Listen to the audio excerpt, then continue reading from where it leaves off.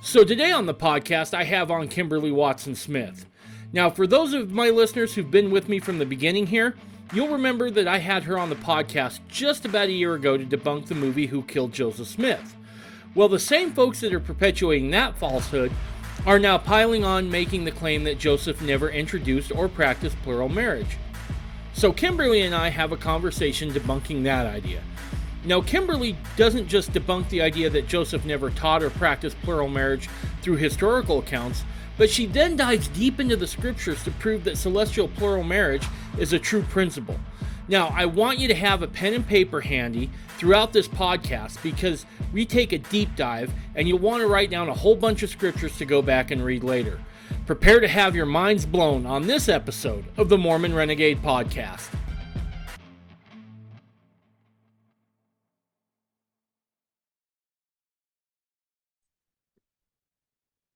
So I want to take just a few moments here and just say thank you for listening. I can never tell you how much it means to me that you spend your time here with me. Now, on top of that, last year I received donations that helped me upgrade the audio, equipment, and software. This year I want to do the same thing for video. Now, if you want to help out and make a donation, you can do that by going to MormonRenegade.com and making a donation there. Also, check out the Mormon Renegade supply store at MormonRenegade.com and pick up some merch. Now, if you can't do any of those, I completely understand. It's not like it's been a banner year necessarily for our finances. So maybe just keep the podcast in your prayers. Finally, as I've started to do more video, there's a YouTube channel up for the podcast. But just between you and me, I ain't going to be there very long because I have a feeling I'm going to get kicked off. So to stay one step ahead of that, I've made a channel on Rumble. So head on over to Rumble, look up the Mormon Renegade podcast channel there, and crush that like and subscribe button. Thank you. Well, Kimberly, thanks for coming back on. Thanks for having me, Dave. I'm excited to be here. I'm excited to have you here. I got to tell you, our conversation we had last time was one definitely, in the top 2 or 3 of my favorites we did. I always love how you just come prepared and you got your facts straight, and it's absolutely awesome. So thank you very much. The reason, as we talked before on the phone, one of the things I'm noticing is that now, last time we talked, it was about, debunking the movie Who Killed Joseph Smith and just showing the falsehoods and just the kind of absurdity of the whole thing. But now they're really making a push on Joseph and Brigham, and they're making the assertion that plural marriage was Brigham Young's idea, right? Right, yes. And that Joseph never taught plural marriage. He never lived plural marriage. In your estimation, what's the danger of that? Oh, that's a very good question. So I think we definitely have to consider the implications of that. And when you get to the heart of the Joseph fought polygamy movement, where they try to claim that it was Brigham Young who was the author of Mormon polygamy and not Joseph, the heart of that movement is that they don't believe in priesthood. And that's the very heart of it, right? But it's disguised under this umbrella of we're just seeking truth and we only want truth. And the historical record is plain that Joseph Smith fought polygamy until the day he died. And then Brigham took over the church for power and polygamy. And any authority that the church had at the time died with Joseph Smith. So ultimately, it is an attack on authority and priesthood. Right. So why are they fighting so hard against priesthood, right? Because that was something that Joseph revealed a ton about, right? It's pretty hard from a restorationalist kind of standpoint. It's pretty hard to separate this idea of priesthood and the restored gospel. What is it about priesthood that they're not liking? Right. So that's a really important question because it's not so much, well, it is priesthood. It's like when I've had conversations with people and I start asking the hard questions and I flesh out what they're really trying to tell me, it always comes down to that This is about proving that the church doesn't have priesthood, that the church doesn't have authority, that Brigham Young usurped the authority. Because ultimately who they are promoting is that somebody else, some other group, some other person has authority. Okay. And so it's ultimately about that. So if you take out Brigham Young, right, you don't just take out it's more of priesthood line of succession, or priesthood passing on of a mantle to Brigham Young. Because if you take away that mantle and you take away Brigham Young, you don't just take away authority, priesthood, but then you can take away any of the ordinances, such as temple ordinances, and any other teaching or doctrine that they don't like, that Brigham Young ultimately unsealed to us that he had received through Joseph Smith. I got you. It's amazing that Brigham seems to be the linchpin in this whole thing, right? Now, Right. certainly Joseph is, the head of the restoration. But boy, Brigham seems to be the linchpin that everybody wants to go after. And I don't know if that's because they don't like what Brigham taught, they don't like Brigham's demeanor.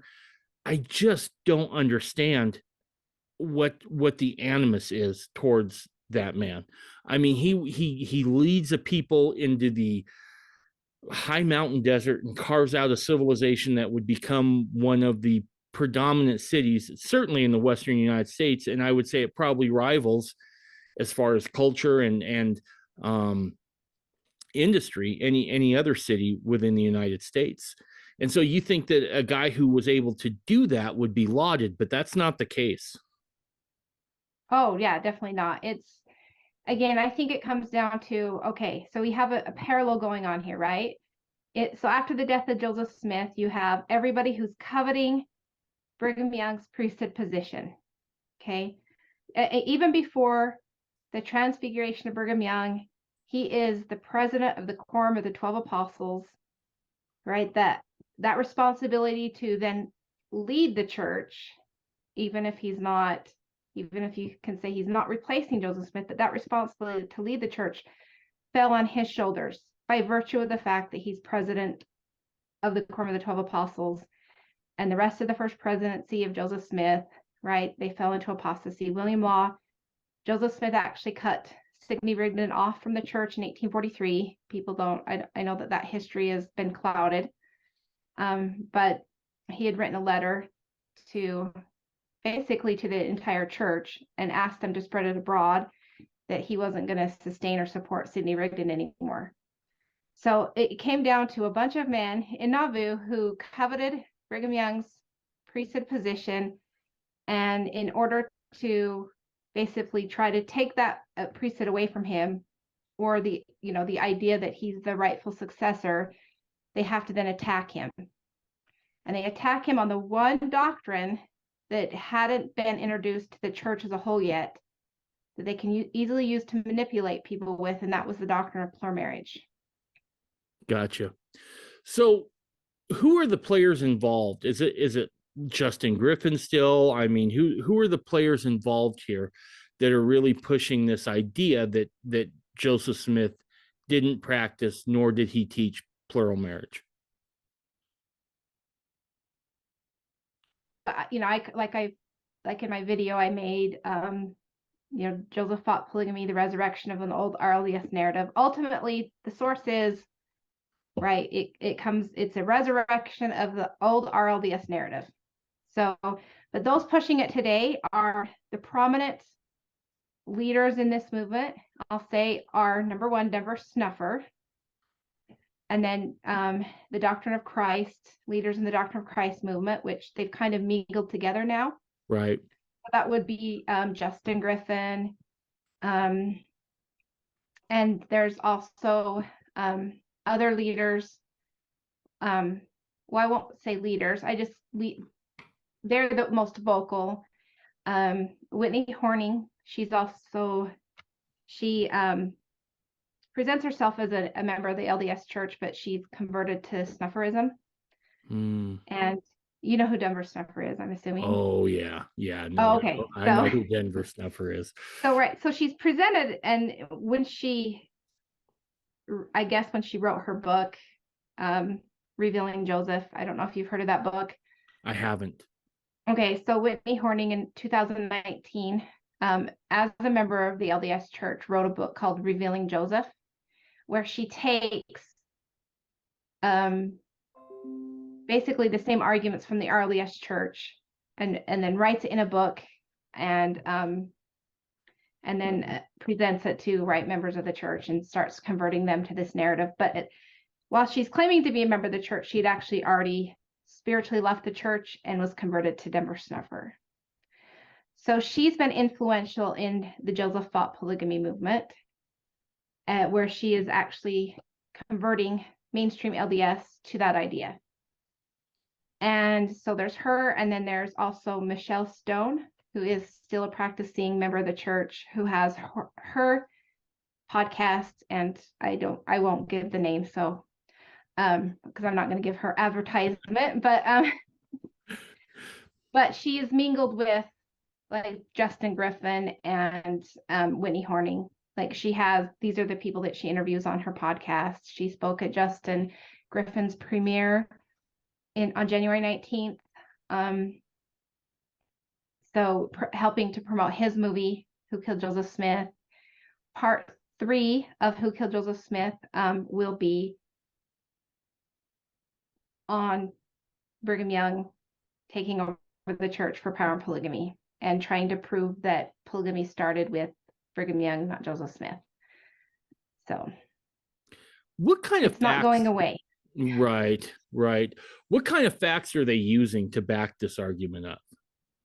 Right. Well, actually, I guess facts is a loose term, right? What do they purport as evidence? How's that? Oh, that's a good question. So you have to understand the history, which I'm assuming you do, of plural marriage in Nauvoo and what was going on. So I'll just go over a few things. So it's interesting whenever I see the debate on social media over the Joseph Fought polygamy, it's the same recycled quotes over and over again that they keep pounding the same key, and they play on people's ignorance. So the 3 quotes that they use are where Joseph Smith said, "What a thing it is to be accused of committing adultery and having 7 wives when I can find only one."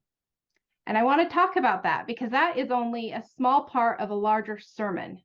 Okay. So when you extrapolate one sentence from an entire sermon, you can twist it to make people believe whatever you want, right? Right.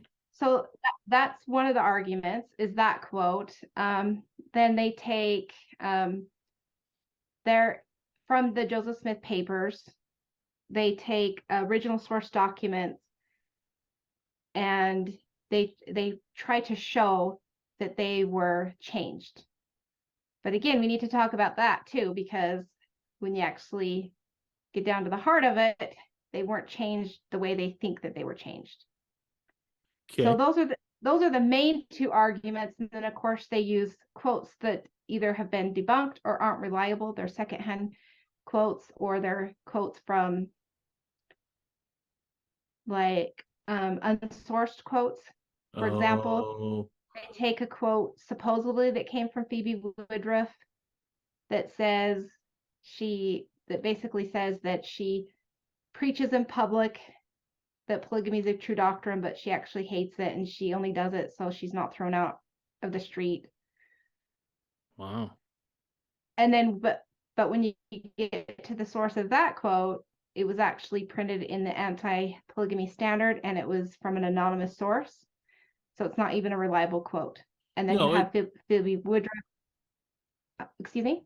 No, I was just saying, no, it's not. It sounds like it's pretty shoddy history. Right. But then when you actually read Phoebe Woodruff's autobiography, she's bearing a powerful witness of the truthfulness of plural marriage and how she received her testimony, and that it came from Joseph Smith. So it just plays on people's either ignorance of history and their emotions, and then And they themselves aren't even fact checking their own quotes that they use. Okay. All right. So let's talk about the context, because that one you quoted of Joseph Smith, where he says, what a thing it is for a man to be accused of having 7 wives when I can find only one. Let's talk about the greater context there. What was, you said that they took out that one little line and really narrowed in on it. What was the larger context of what it was he was speaking about there then? Okay, I'm just going to pull up some notes here. So we kind of have to understand what was going on in Nauvoo at the time, right? So you have Joseph Smith. He's first trying to introduce plural marriage in Nauvoo. And the Lord basically forbids him from making it public. Right. Right. And so so if you look at section 132, when the Lord is actually revealing the doctrine to Joseph Smith, what does he say? Joseph Smith says he received the revelation because he was inquiring on the Lord to understand what justified his servants Abraham, Isaac, and Jacob of having more than one wife. And so how does the Lord respond to Joseph Smith? He says, prepare your mind, right? Right. So number one, it requires a person to prepare their mind to receive an understanding or knowledge of this doctrine.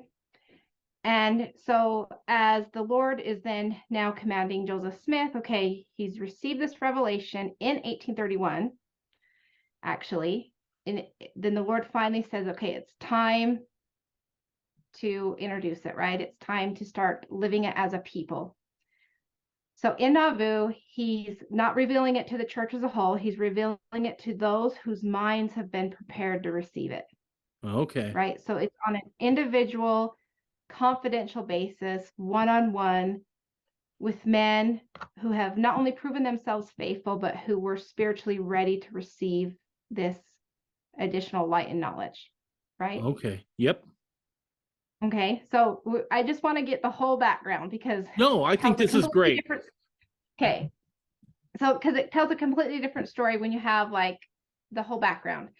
So as Joseph Smith is introducing this doctrine again through private interviews and confidential means, he's then of course you start to get the rumors out there of other men who have gotten wind of this doctrine, and then they start teaching it.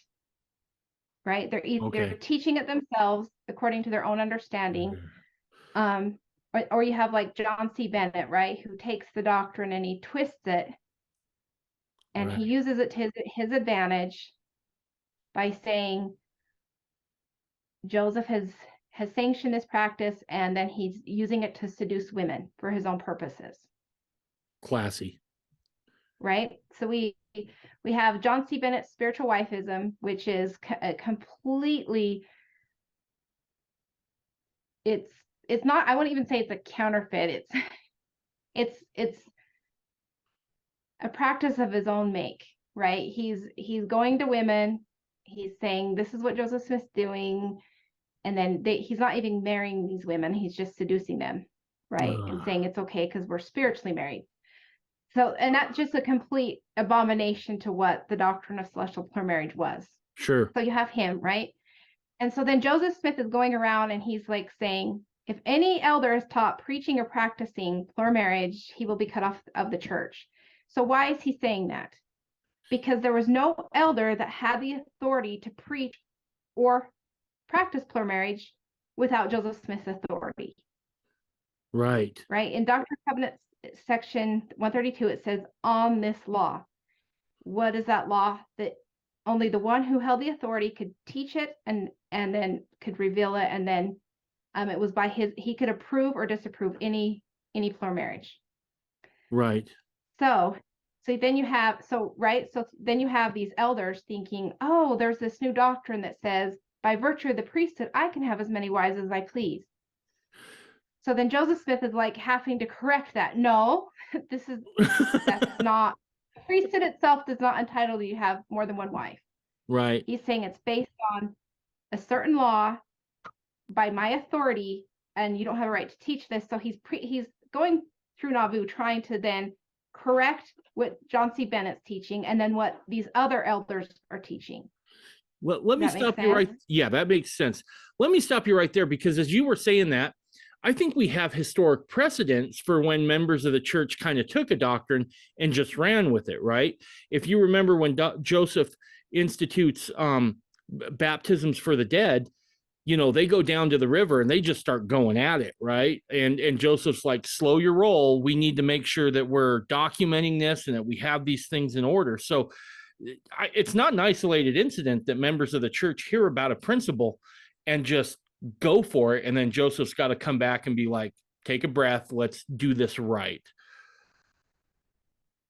Right. And that's an important point to bring up, because even with the baptisms for the dead, they were like, women were being baptized for men. And they're like, no, there's an order for this. Like you said, we've got to make sure they're recorded, and we have to make sure that women are being baptized for women and has to be members of your family and things like that. So yeah, he has to, right. I think the saints got, like, bless their hearts. They were like, oh, okay, we're going to just start obeying without understanding that there's bounds that the Lord has set. And, there's a law they have to follow. And so that's that's another attack, right, that they make against Joseph Smith, is there's no way he would do something in what they say is secret, when it really wasn't secret, right? It was private. It was, well, we're not going to announce this to the world, right? Because these are sacred doctrines that we don't cast our pearls before swine. Right. Even Jesus Christ didn't do that. He took his apostles up to the Mount of Transfiguration, and he taught them higher laws, and he said, don't make these known until after I've resurrected. Right. And so Joseph Smith, the same thing. We're not going to announce this to the world, right? We're not going to announce this to the public or even the church as a whole, whose minds have not been prepared to receive these things. No. So not secret, right? Right. It's who's prepared to receive, right? Yep. I think I think the other thing here too is that there's a reason the Lord told him to keep that kind of on the DL for a little while. Joseph was almost killed several times just for saying, look, there's another book of scripture here, right?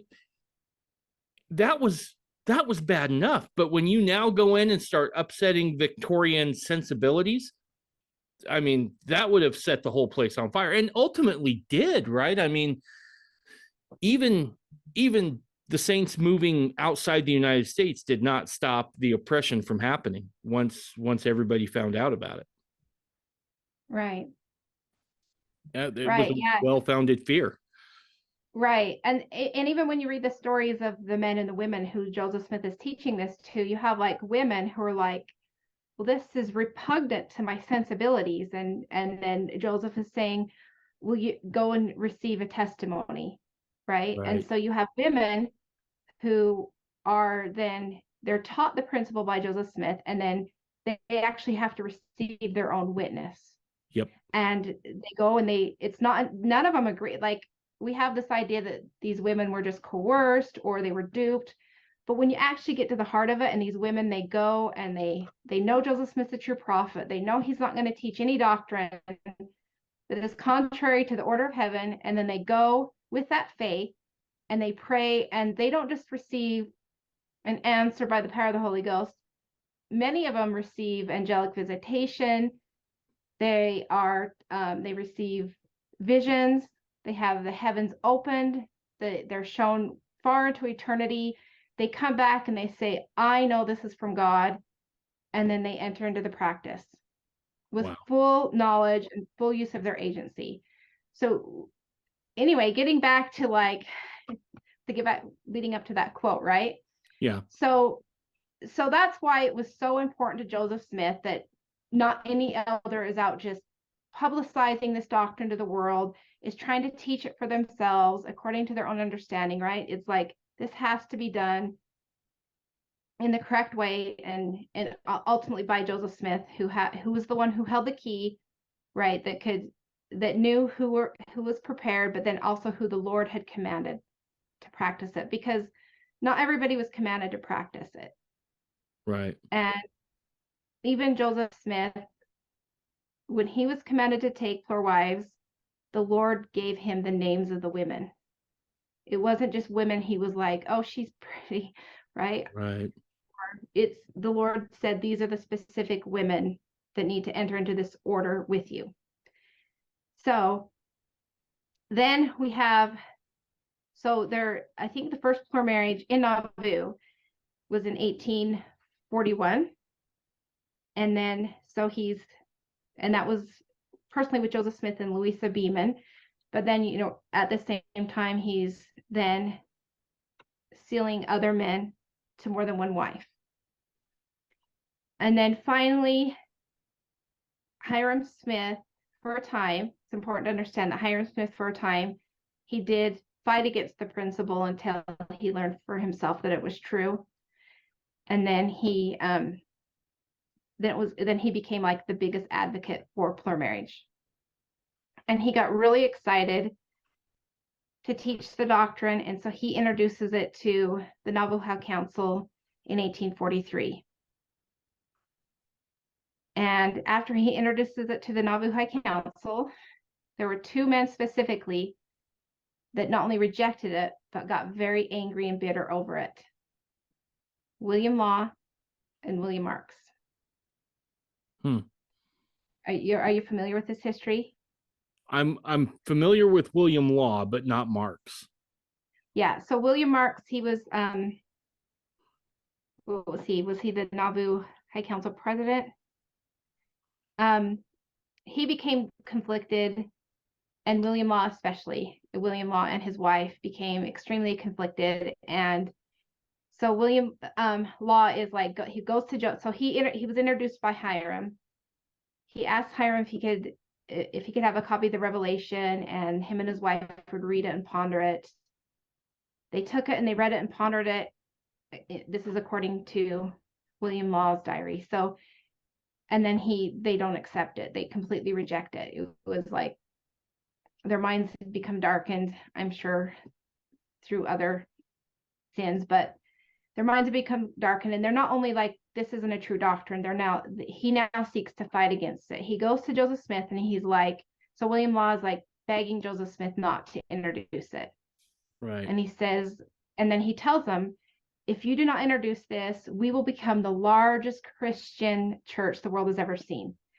And Joseph is like, well, that's not the purpose, right? It's not about becoming the most popular, right? And he's like, I have to introduce this or we will be damned as a people. And then ever since then, William Law became Joseph Smith's biggest enemy. And he went behind his back and he riled up a group of 200 saints in Nauvoo, and they entered into an oath to take Joseph Smith's life. So, and Joseph Smith became aware of this oath because two brave young men, Denison L. Harris and Robert Scott, they were part of those secret meetings. They go back and tell Joseph Smith what was going on, so he's aware. So we have to understand that Joseph Smith knew that there were these leading men in Nauvoo, and I can give you the names. Let me give you the names. So it wasn't just William Law. It's important to know all of the names. So the leaders of this plot to kill Joseph Smith were Chauncey L. Higby, R.D. Foster, Joseph H. Jackson, William Law, Wilson Law, and Austin Cowles. Now, William Marks, like I said, he became bitter over, but from my research, I can't see that he was part of this plot. Okay. Although he never accepted the doctrine, and he didn't ever accept the ordained leadership of Brigham Young. But those were the leaders of this plot to kill Joseph Smith, and it was, like I said, in the spring of 1844, and Joseph Smith became aware of this, so he knows. And so William Law, and so again, he'd gone to Joseph, begged him not to teach, and of course, like I said, Joseph Smith's like, I have to, or I'll be damned with my people. And so William Law decides to expose it to the public opinion, right? So what does he do? He basically, well, first of all, before that, so I'm getting ahead of myself. I have to back up because this part's important. So before that, he then charges Joseph Smith with adultery. He takes him to Carthage court and charges him with adultery because in the state of Illinois, obviously having more than one legal wife was against the law and it would looked upon as criminal.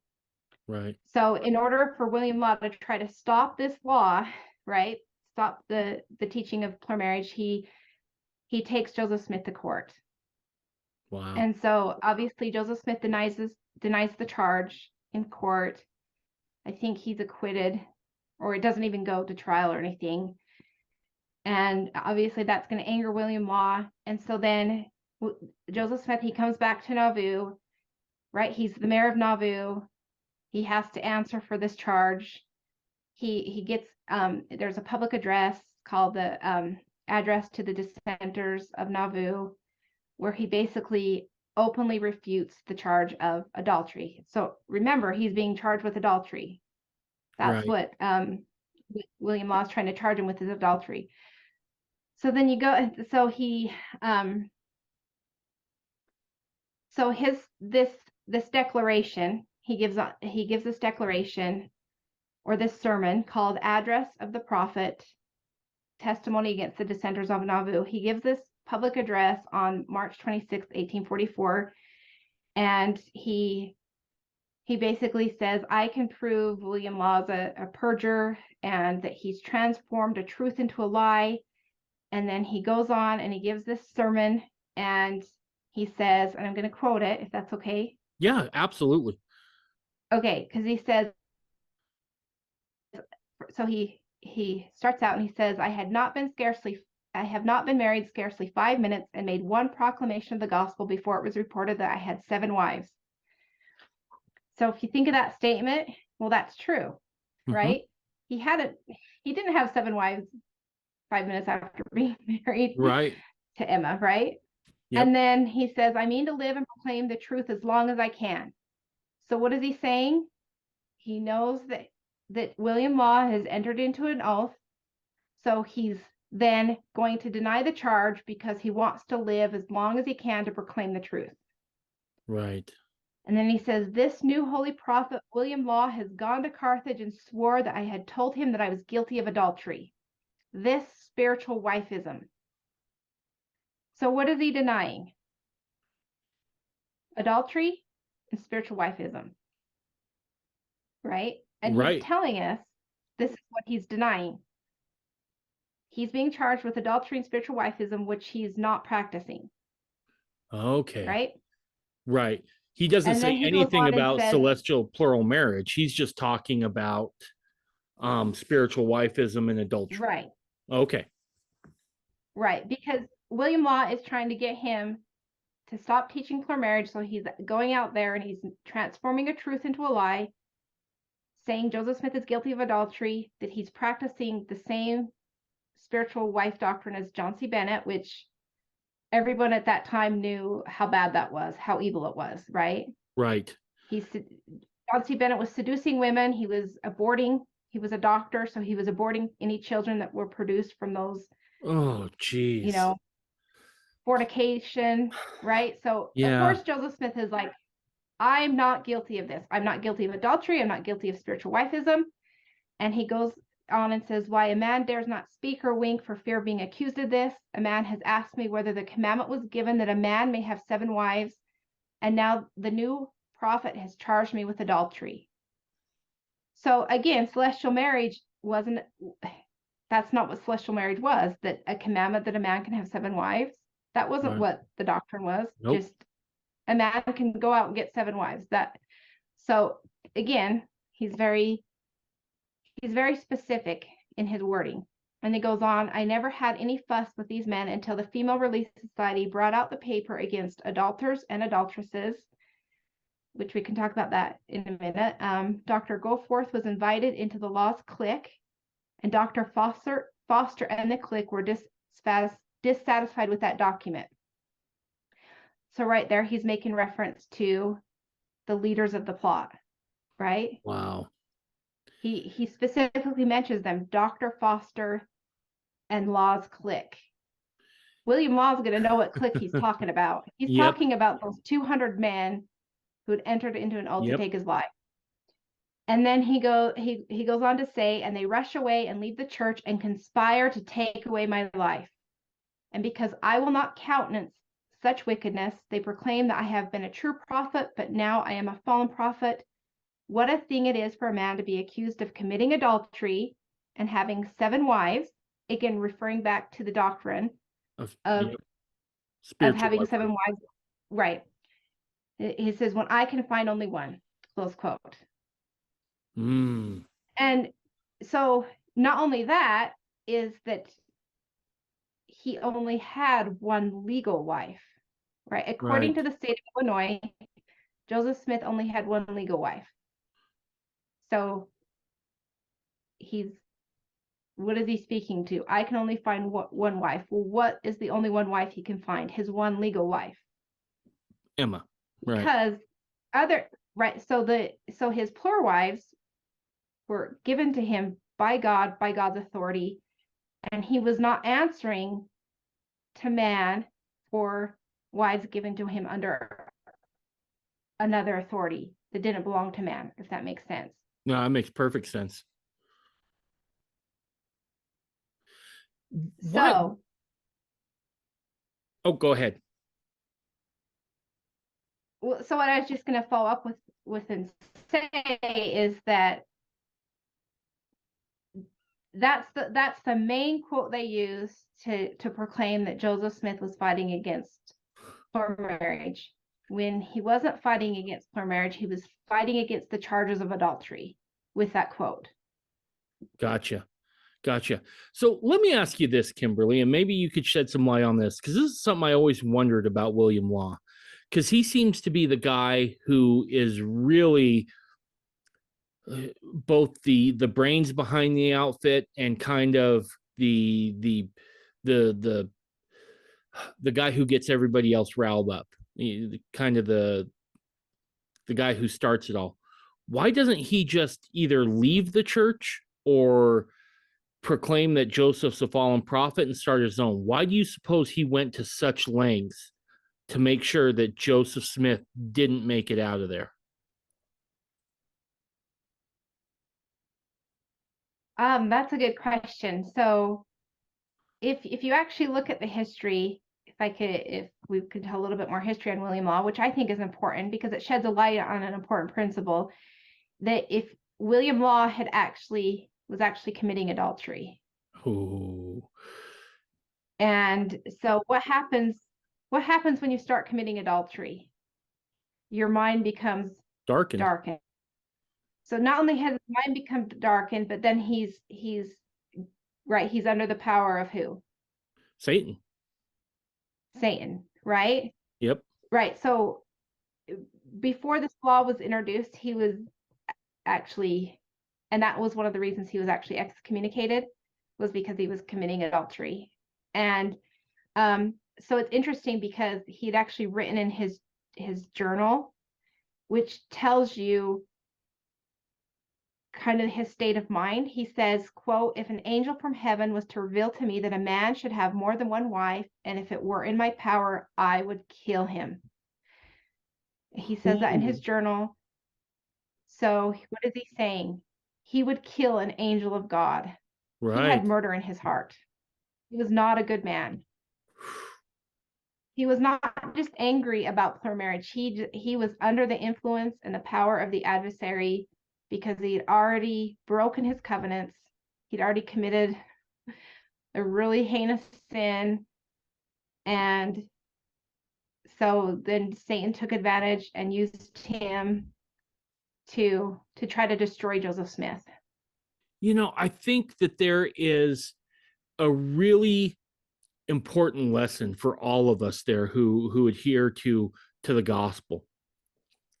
And that is, when you start justifying your own sins, it doesn't just stop there, right?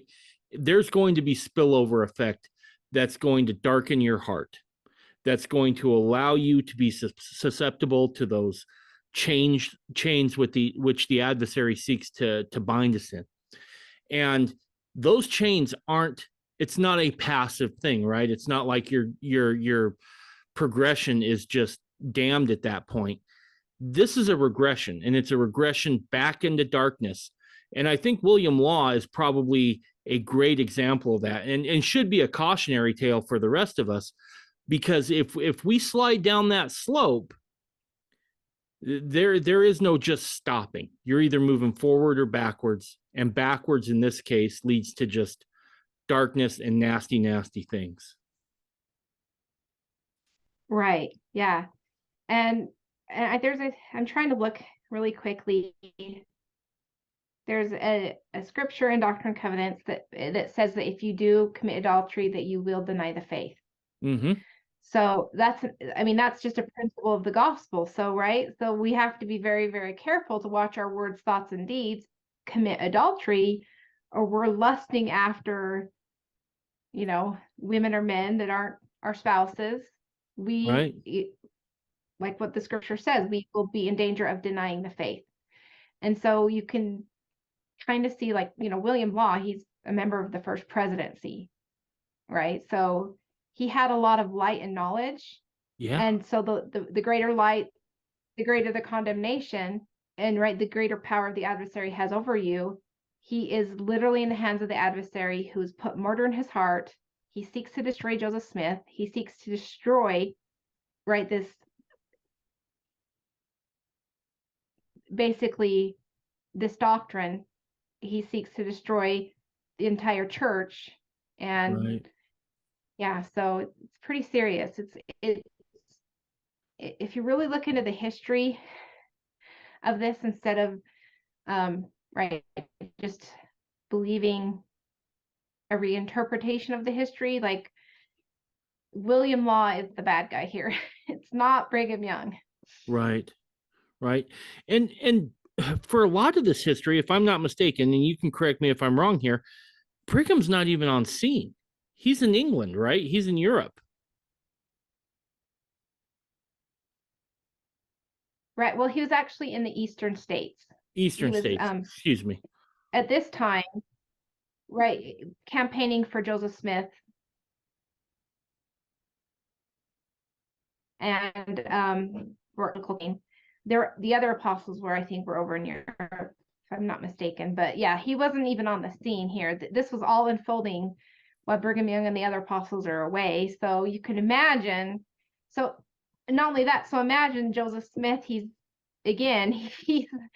has to keep the church together. He's being, he has his rogue first, William Law, trying to expose him not only to the church as a whole, but Joseph Smith is the mayor of Nauvoo. He's been exposed to, like, it wasn't just members of the church that lived in Nauvoo. It was the largest thriving city in the entire state of Illinois. Yeah, so larger than Chicago at that time. You have to kind of, right. You actually, he had to answer to the people who weren't even members of the faith. Hey, look, I'm not guilty of adultery. I only have one legal wife. Like, he's trying to say that I have all these wives that I don't have, meaning legal wives. Right. Right. I'm not breaking the law of the state of Illinois. And then not only that, you have extradition orders still in place in Missouri.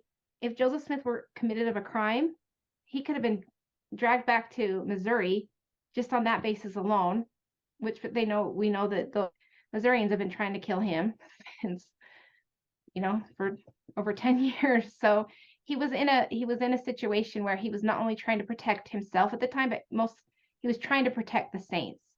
And I think that's what we need to understand.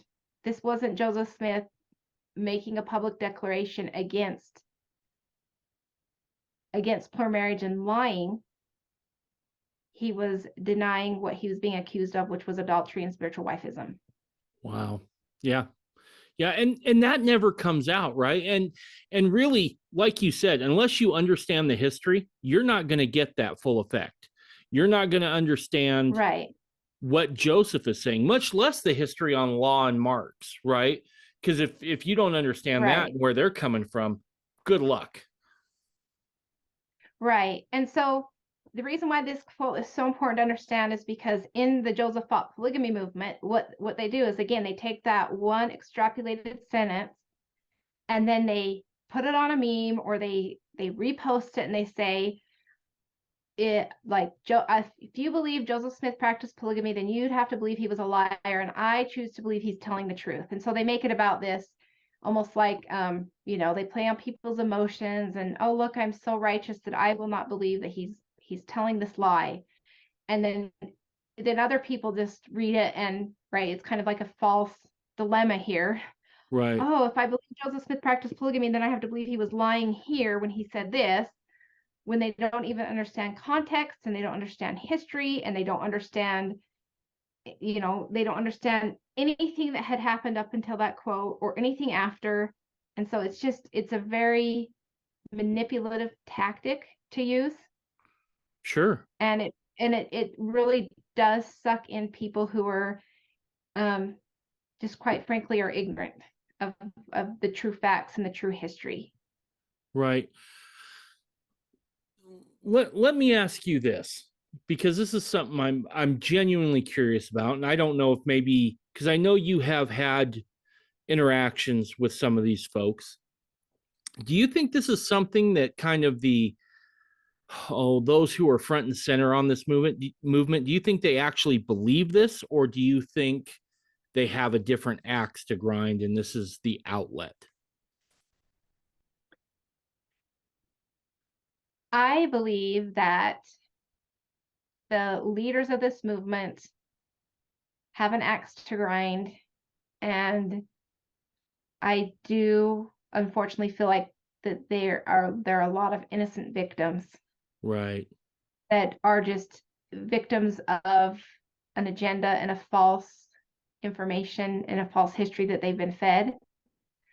But as far as the leaders of the Joseph fought polygamy movement, like Denver Snuffer, Justin Griffin with his movies in part 3 that he's going to come out with, which will all be about Joseph fighting polygamy, and those that write the books like Whitney Horning and Richard Caron that wrote a book, The Exoneration of Joseph and Emma. These are not honest people. Right. And they do have an axe to grind, not with just the church, but with Brigham Young, with certain doctrines of the church. They all reject temple ordinances. All of them.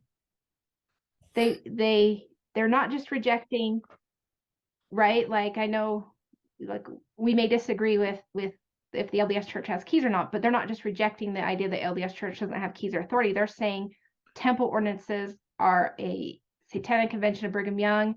We don't believe in temple ordinances. We don't even believe that there was ever priesthood authority in the church. We don't believe, right? They don't believe in Melchizedek priesthood anymore. So it's not just, we don't believe in polygamy. And these are implications we have to consider, because they go hand in hand. If you reject polygamy, you're going to reject temple ordinances, because they came to us because of Brigham Young, right? Right. It was Brigham Young who, right? Joseph Smith unfortunately died before he could reveal them to the church. So Brigham Young revealed them to the church, and so then they reject temple ordinances. Well, then you reject your sealing, your family sealing, you reject your marriage sealing, you reject all of those things that are part of the restoration. Right. I think I made this point before when you and I talked about a year ago, which is, it's the same tactic that we've seen with the founding fathers of the United States. If you can discredit the member, or not the member, but the founders, you can then discredit everything that the founders did. Right.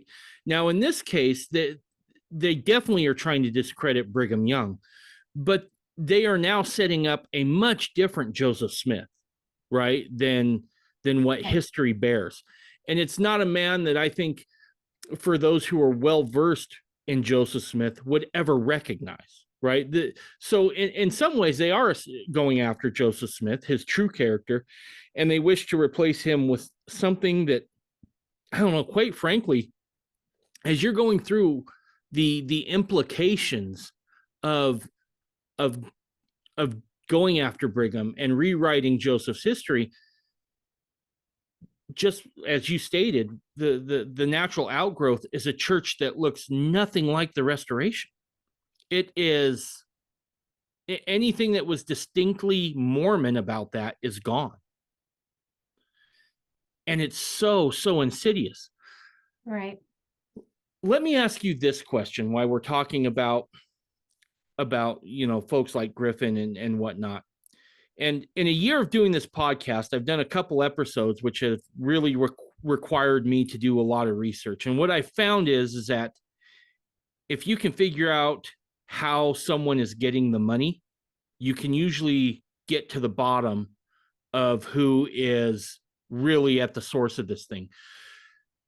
Even a movie like the one Justin Griffin puts out, it's not cheap to make. Where's he getting his funding? Do you know? Have you heard? So like I couldn't confirm this like with absolute certainty. What people have reached out to me to tell me is that especially his first movie was funded by a couple that are leading, how would you say, leading members of the Denver Snuffer movement. Okay. All right. So you kind of like they were the top contributor of Who Killed Joseph Smith, like financial contributor. And so that's why I say that. So the Doctrine of Christ movement and the Denver Snuffer movement are kind of separate, but they've now mingled together. And of course, they have the same agenda. So they support these projects that are helping to advance their narrative. Ultimately, an attack on Brigham Young, which is attacking priesthood and authority and any doctrine of the Restoration that they don't want to accept. That has actually come from Joseph Smith. Yeah. Right. Like not just temple ordinances, but we're talking, like priesthood restoration. So many people, I've heard so many people say they don't even believe that Aaronic priesthood was restored through Joseph Smith. True. Like it's crazy. Like not like you'll get so many people like varying degrees of what they've rejected now, like everything from the Aaronic priesthood to doctrine sections in the Doctrine of Covenants. They take the sections that they like, or even just verses they like. This is inspired, but these sections aren't inspired. They've rejected the Book of Abraham, a lot of them. Just there's so much. It's fascinating at the same time to watch. Like they're just unraveling everything. Like you said, they're taking down the foundation, one doctrine at a time. But polygamy is like the theological weapon. So at the end of the day, it's not about polygamy because, right? Like if you're a mainstream member of the church, like I am, technically you're not expected to live it, right? You're not asked to live it as mainstream. Right.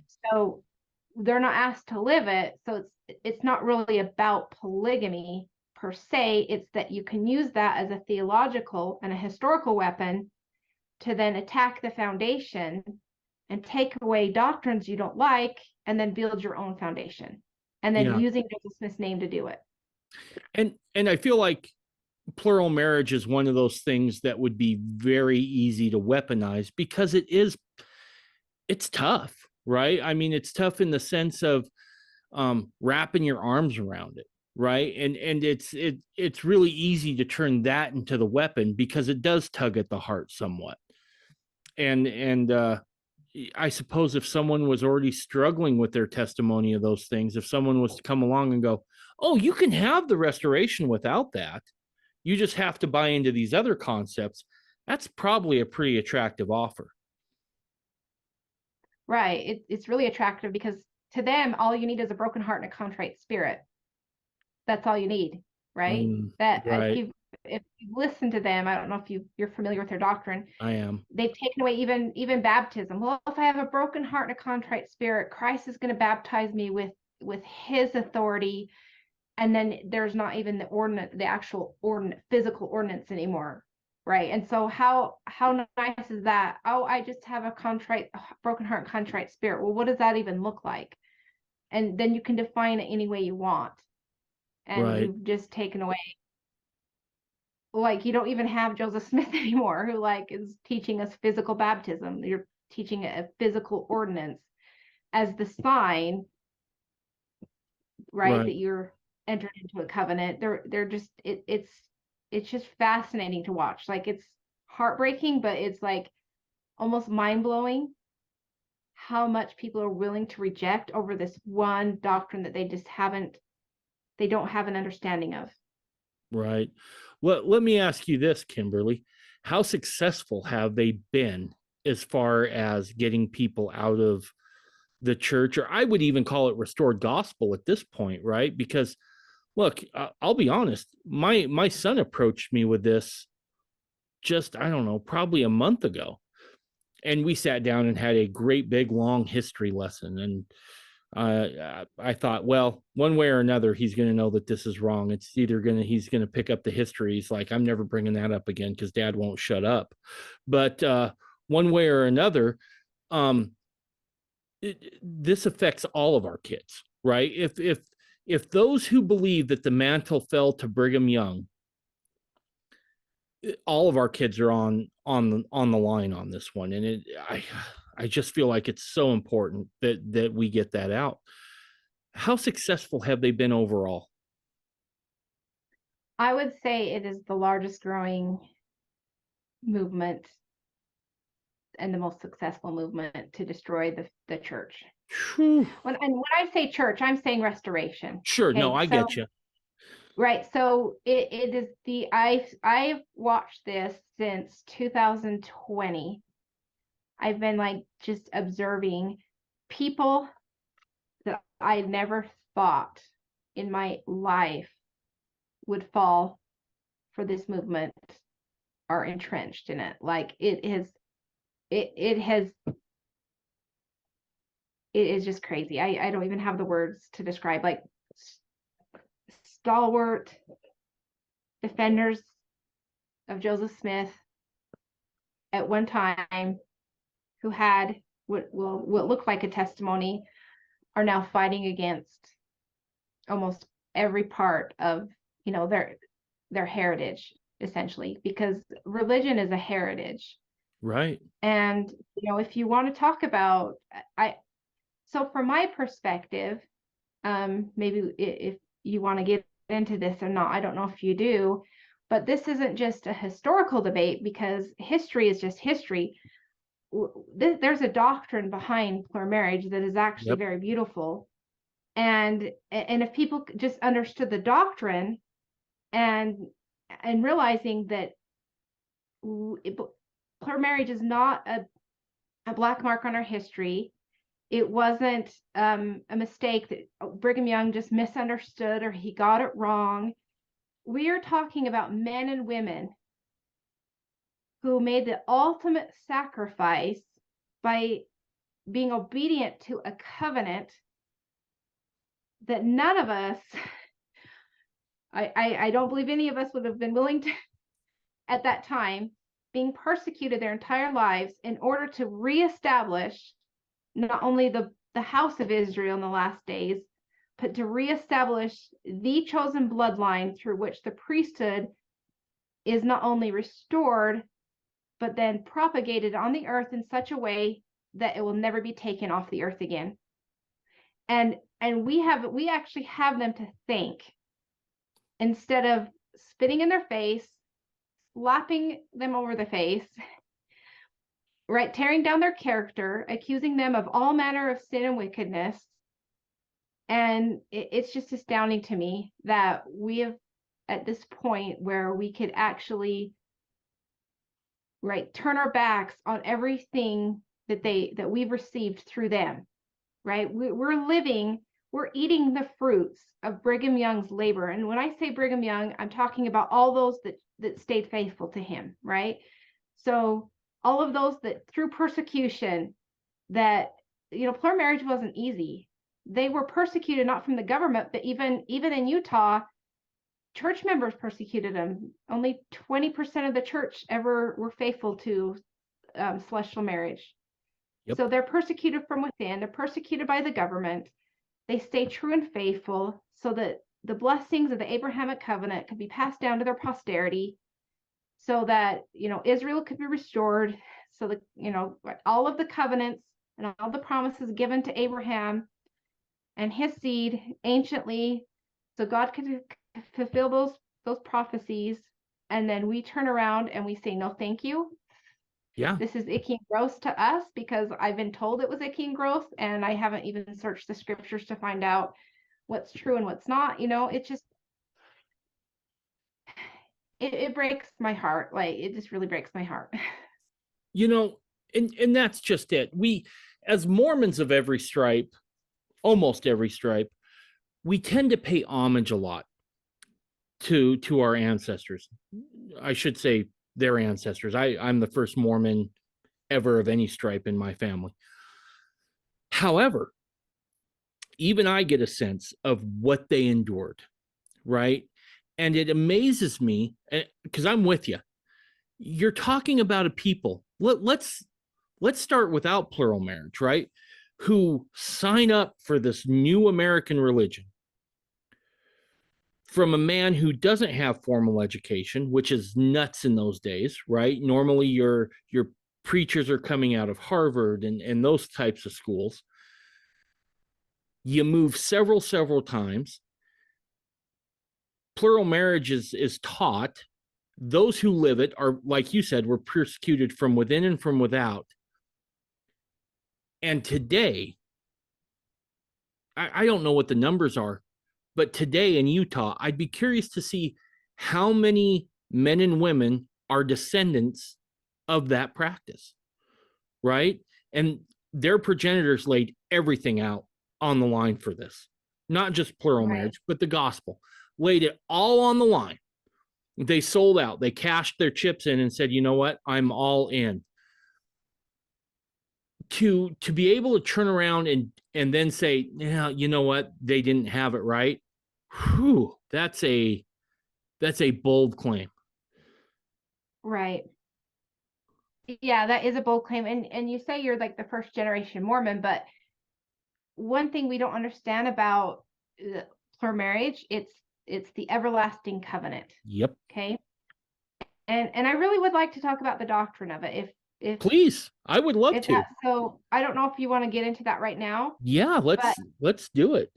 But it's essentially the everlasting covenant. And so when you or anyone is then adopted into the covenant through baptism, so you're adopted into the covenant through baptism, right? So so the founders of our faith, Joseph Smith, Brigham Young, John Taylor, they have reestablished the everlasting covenant. So I want to talk about that and go back to, because we call it the new and everlasting covenant, but it's everlasting, and they brought back it anciently, but it's new to this dispensation. Right. Okay, so they've reestablished the everlasting covenant. We're going to talk about what that is. And then you and I, or anybody that's then through baptism and through sealing in the temple, are not only adopted into that covenant, but they are sealed to that bloodline for eternity. Yep. From generation to generation. Yep. So without that foundation, none of us could receive any of the blessings of the Abrahamic covenant. So what happens if we're going to cut ourselves off? We fight against it. Yeah. We cut ourselves off. Okay, so if you want to talk about, is it okay to discuss a little bit of the doctrine of it? Please do. Look, Kimberly, I'm going to level with you here, and I'm going to level with you on two things that I haven't talked about before on the podcast. I've kind of done my best to stay away from plural marriage, because everyone says, well, you're a fundamentalist, Dave. Of course you have a dog in that fight, right? So it carries less weight from me. So when someone like yourself, who's active LDS, has a testimony of this, I think it carries more weight. The other thing I'll say, and this is breaking news now. As of last weekend, I am practicing the principle again, right? So now I have a double dog in the fight, and so yeah, I definitely want to tackle this, and I feel like that this is the perfect place to do it because you always have your facts straight, and you're a rock star, and it's just time. And if we're going to debunk what the other side is saying, we have to get into the doctrine. We have to show why it's so important, and we have to illuminate it and bring it in some ways. Plural marriage, I've always said, is kind of like the crazy uncle that shows up for Thanksgiving. Nobody likes talking to him, right? Because you just know at some point it's going to get uncomfortable. But this is a beautiful doctrine. This isn't a doctrine that we should be ashamed of. We should own this. We should 100% own this. So right. Yeah, let's break it down. So just leading up to that, if I could just quickly share my story. Yeah. Of how I came to have a testimony of it. Yeah. Because I think it's important. Because so like you say, like you're fundamentalist, I'm mainstream LDS, right? And so right. Why do I need a testimony of it? Why do I have a testimony of it? Well, I can remember back in 2016. So, well, first of all, it's important to understand. So I was born in the church, but I was raised in a very inactive home. Okay, so the gospel wasn't something that was just handed to me. I wasn't taught it in my home. I was baptized at 8, and then it was like church was whenever I could get there kind of thing, because my parents didn't take me to church. Okay, so I just want to understand that this isn't just because I've been accused of, oh, you're just false traditions handed down by your every accusation's been thrown at me to try to discredit like my testimony of not just our marriage, but of the church in general, or any part of the gospel. So I just want to make it clear. So this wasn't just a faith that was handed to me that I didn't have to work for. It was actually something I had to work at. I had to search out what is the faith, what is my faith, and so it took a lot of years of searching. I knew that plural marriage was part of our history. A lot of people want to say in the mainstream LDS, I was never taught this. I didn't know that Joseph Smith had more than one wife. And so then they have this faith crisis when they find out he did. That wasn't the case for me. I knew Joseph Smith, like I read Work and Glory when I was in high school, trying to learn about my faith, and so I could gain my own testimony. But it wasn't really until 2016 when I was watching a documentary from the Joseph Smith Foundation called Joseph Smith More Than You Know. And the documentary has nothing to do with plural marriage at all. It's a documentary about Joseph Smith. But in that documentary, they were sharing quotes that came from Brigham Young, and I received an undeniable witness that Brigham Young was the living witness of Joseph Smith. And that if I wanted my own living witness of Joseph Smith, I also needed to have not just a testimony, but of knowledge of all of the revelations that he revealed, including section 132 of the Doctrine and Covenants. So I have been studying this doctrine since 2016. And through that study, I have gained an unbreakable, firm, steadfast testimony, section 132 of the Doctrine and Covenants, of the historical practice of plural marriage, and why it was essential for the salvation of the world, essentially. Ooh, I can't wait to hear this. Share a little bit of what I've learned on my journey. Yeah. And I do want to say that I empathize with women in the church, because I was there too. Right? I'm like, right. It's one thing to say, it's one thing to say, yeah, it's fine that Joseph Smith and Brigham Young lived it, but it's another thing to actually live it, right? And so I can empathize with women who it like quite frankly, scares the living daylights out of them. And that's why so many people are drawn to this new movement, because like you said, they can have Mormonism without plural marriage. And so instead of grappling with what that doctrine is, it's just easier. And so I really understand that.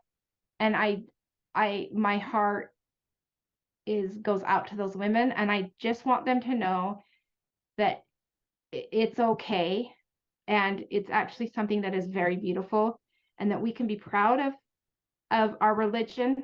We can be proud of the founders of our faith, and we can look up to the women of the Restoration as our nursing mothers, and we can be thankful for what they did for us. Does that make sense? Yep. Okay, so kind of leading into just talking about, why was plural marriage restored in Nauvoo? Right? Why is that such an important doctrine? Like it's pretty much the capstone of the Restoration. Right. So and we'll just go back. I'll try to do it justice, case, because it's hard. It's hard to teach this. But so the everlasting covenant. Plural marriage is, like I said, in the scriptures in 132, it's called the new and everlasting covenant. But everywhere else throughout scripture, it's called the everlasting covenant. So why is it called in 132 the new and everlasting covenant? Because like I said, it's new again for this dispensation. Right. But we have to understand that it's the everlasting covenant. So what I did and how I started to understand or learn about plural marriage is I went through an entire word search in all of the books of scriptures on everlasting covenant. And so that actually takes us back to Adam. Okay. But for the sake of brevity, we're going to start we'll start with Abraham. Okay. That's okay? No, that's great. Okay, so in Genesis 17, 1 through 7, and I won't read all 1 through 7, but at the end of verse 7, the Lord says to Abraham, I will establish my covenant between me and thee, and thy seed after thee in their generations for an everlasting covenant, to be a God unto thee and to thy seed after thee. Okay. Okay. So this is where we say that, Abraham is the father of the covenant. Yep. So that's why let's just start with him. So here, this is where he's established that everlasting covenant. So everlasting is from generation Forever. to generation. Yeah. Forever. Unbreakable. So we got to so what is this everlasting covenant he's just established with Abraham? Not with just Abraham, but it says with thee and thy seed after thee, right? Right. So it's with him and his seed. What is seed? It's children. Posterity. Yep. It's children, right? Okay. So the terms of the covenant it's pretty simple. Abraham would have endless posterity. Right? We know. Yep. It's part of the Abrahamic covenant. And that the priesthood would be held only by the seed of Abraham. Okay. Yep. So that was all part of that covenant. Right. So we're talking that, so if you want the priesthood, you have to be from Abraham. You have to be one of Abraham's children. Yep. You have to. So that's the everlasting covenant. Okay. So it's a single covenant that God establishes with Abraham, and then he reestablishes it anew with every righteous patriarch. Right. Right. Every righteous patriarch after Abraham. And every righteous patriarch after Abraham is also the seed of Abraham. Yep. The seed of Abraham. Okay. And so that's important to understand. So here God is established not just a family. That's why we call it the house of Israel. It's the house of Israel, who is the house of Jacob. And if it's your house, it means it's your family, your kingdom. He's established, here is a kingdom of fathers and sons who will have the everlasting priesthood with their seed forever and ever. Right. That makes Yep. sense, right? It makes total You're sense. following me? Yep, I'm following you. Okay. Which is surprising. I am slow, so I appreciate you checking with me. No, I know you understand. I'm just No, you're good. Honestly, I'm glad you're asking because as you can tell, I ask a ton of questions, Kimberly. I'm glad you're checking with me. so when you every time that you have everlasting, now there's other places in Genesis that has the word everlasting covenant, and every time it's always repeatedly associated with posterity. Right. Okay. So how do you then carry on like a covenant? It's passed down. And just like in Doctrine and Covenants 107, it says the priesthood is passed down how? From father to son. Yep. Right? Yep.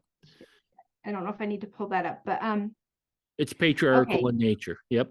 Right, it's patriarchal. So we're not just talking about when a father he's in the church and he puts his hand on his head and he gives the priesthood to his son. We're talking about it's passed down through bloodline, Right. through your lineage, right? You have Yep. So right, then Abraham, he has Isaac, and so it was with Isaac that bloodline, or the chosen, the everlasting covenant, was going to continue through Isaac's bloodline, because we know that Abraham was married to Hagar, and Ishmael received a different inheritance other than the priesthood inheritance. Right. Okay, so it had to go from Abraham to Isaac, and then from Isaac to Jacob, right? Right. And then with Jacob, through Leah and Rebecca, and then the other two, his other two wives, then that's how we established the house of Israel, the 12 tribes of Israel. Correct. Yep. And so, which, if I could just speak to another rebuttal, Yeah. that those in the Joseph Fought polygamy movement will give, just so let's just squash that rebuttal right now. Okay. Is that they like to say, they like to interpret the history of that to say, well, Jacob didn't really want to marry Leah. He was kind of deceived, so he because he really wanted Rachel, and so he didn't choose to enter into plural marriage. So they look at that as, right, that's not, that wasn't a correct principle. However, why would Jacob be willing to then work another 7 years to obtain a second wife if it wasn't something that was ordained of God, right? And then you have who comes through.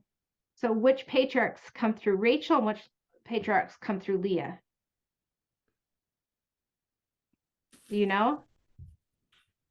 Because if God renewed, Joseph comes through Rachel, right? Or am I wrong? Hold on, let me look at my notes here. Sometimes I have to remember to, because it's I'm not. For example, Leah, through Leah comes the tribe of Judah. Okay. And who comes through the tribe of Judah? Jesus Christ. Yep. Right? Right. And then you have let's see. So then you have Elijah is said to come from the tribe of Benjamin, which is who is the son of Rachel. Okay. So, right here you have Elijah, Elijah's pretty important, right? It's hugely important. And we'll talk about Elijah because this is important to understand Elijah in the last days. Elijah's right? And so then you have important. Christ who comes through Leah. So right? So are you going to take away those two wives from Jacob and say God didn't ordain this? And then you take away Leah, you take away Christ. If you take away Rachel, because he was already married to Leah, then you take away Elijah. And I think Moses comes from Levi, who's the son of Leah. So yeah. Right? Yep. Okay. Oh yeah, and Joseph comes through Rachel because it's right. Yep. She's then Joseph because he's from the lineage. He's a Josephite, Joseph in Egypt, Yep. right? That's correct. Yep. Joseph. Okay. So we're right. So, right. Okay. So again, so what is passed down then through each of these patriarchs? It's not just they're not just now members of the house of Israel, but they are now that everlasting covenant is renewed through each of those patriarchs, and with the everlasting covenant, the priesthood continues, right? Yep. Because it has to be passed down through lineage. You Yep. need to understand that without lineage, there is no priesthood. Right. Okay? Right. So it's passed down through lineage, through the house of Abraham. And that's why you have in the book of Matthew, chapter 1, didn't bring my scriptures. What is the first thing that Jesus Christ reveals? You hurry and pull it up. Yeah, let me go get there too. Sorry. I didn't all I got's my silly phone.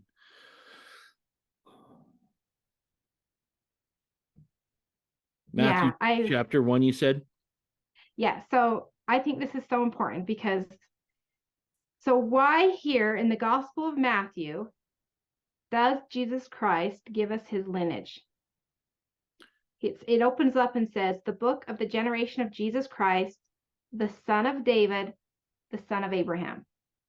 Why was that so important? Because he's making a claim with the priesthood. He's making a claim about the priesthood through his lineage that this is who I am. This is right. I am by birthright and entitled to these things, and know that I'm acting within that office. Right, exactly. So he's establishing who he is, what lineage he's from. He doesn't say, well, these icky polygamists are my fathers and they need to repent, right? He doesn't ever say that, right? No. He's actually proud that he is of the lineage of David and he's the lineage of Abraham. Right. So right there, okay? So he's, again, like you said, he's establishing his authority. And then we see that Zacharias, he does the same thing. Yep. Or John the Baptist, because Zacharias he's from Levi. He's the last. So that's another reason why the birth of John the Baptist is so miraculous, is because had Zacharias not had a son, that would have ended the Aaronic priesthood. Yep. Through Levi. Yep.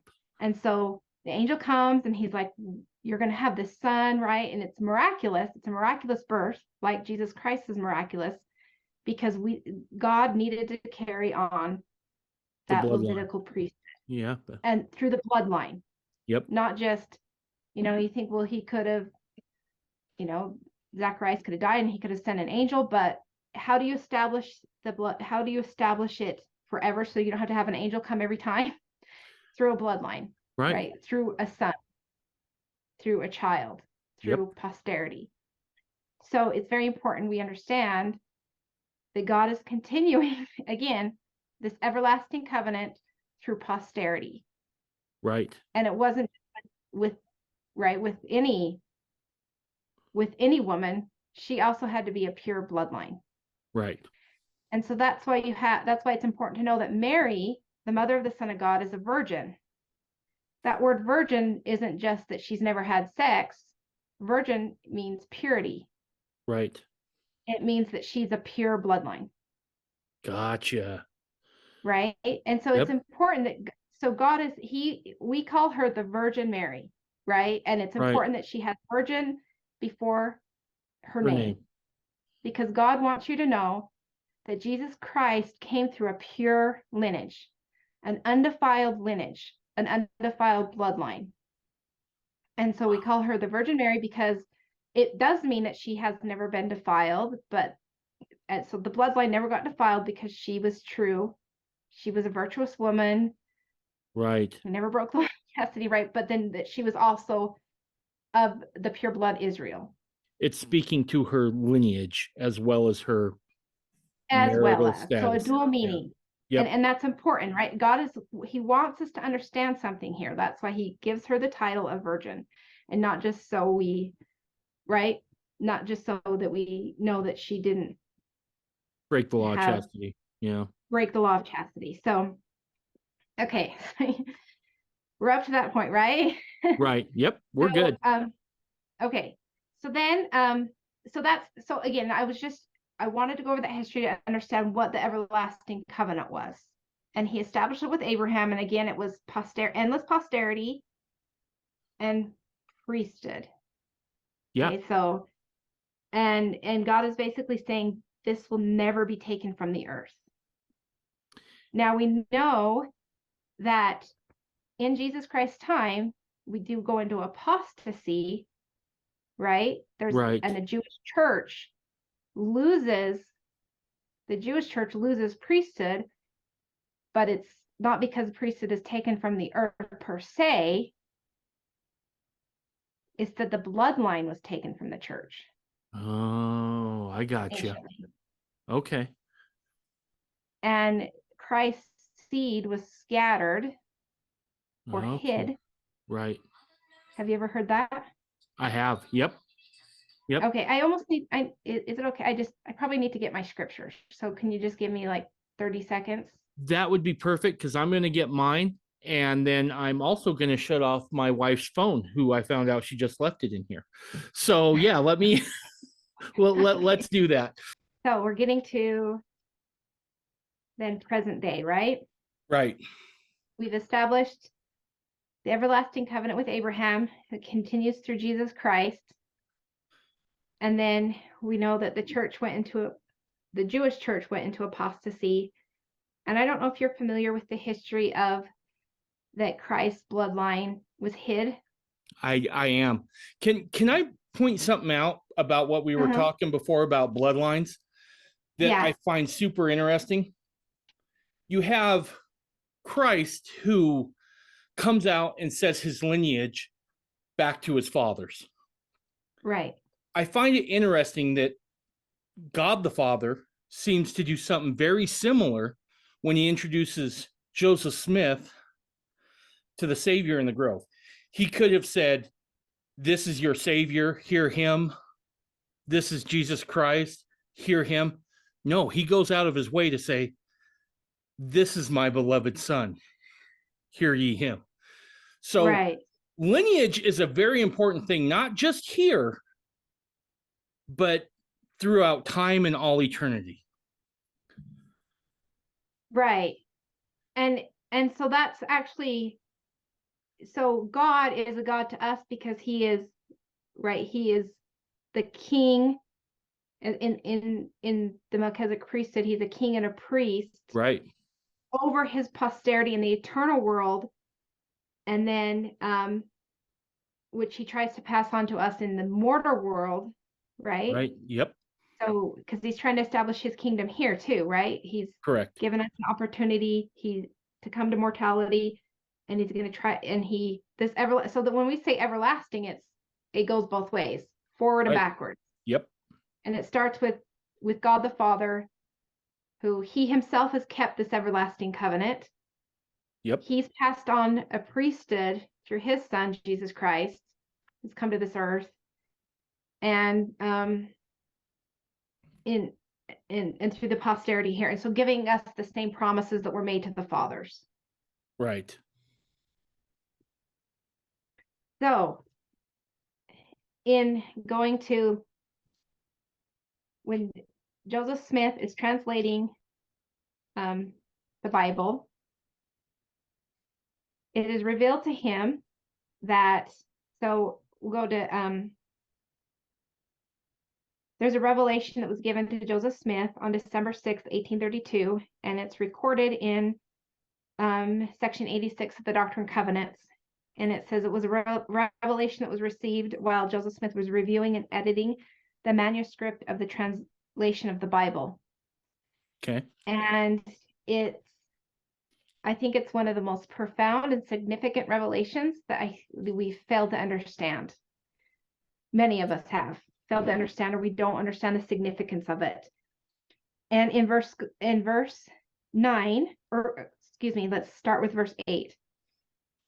The Lord reveals to Joseph Smith, he says, therefore, thus saith the Lord unto you, with whom the priesthood hath continued through the lineage of your fathers.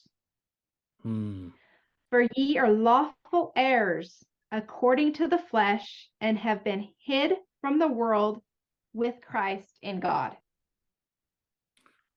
Ooh. So this is a revelation given to Joseph, not just Joseph Smith, but other leading elders of the church, including Brigham Young, Heber C. Kimball, John Taylor, Parley P. Pratt, and others. What did he just tell them? Yeah, let's just break this down here real quick, because if I'm not mistaken, and you're right, I probably read this 100 times. I mean, as you can see, it's marked up, right? The whole thing's marked up here, the whole section. But I've never caught that. So he's basically saying, you guys are descendants of Christ, right? Yes. Ooh, that's awesome. That's absolutely awesome, Hey, Kimberly. That's why it was important that we understood Christ. Like you said, why did God say, this is my beloved son? Right? Because Right. it's establishing father, son, priesthood lineage. Right. And here, then, Joseph Smith is told, and you, to Joseph Smith and other leading elders of the church, that priesthood is continued. So we think the priesthood was taken from the earth, but like I said, it was removed from the Jewish church and the bloodline was scattered, or it was hid. Right. It was in, and then we could talk about, go into a whole story of the Knights Templar and how they hid Christ's bloodline.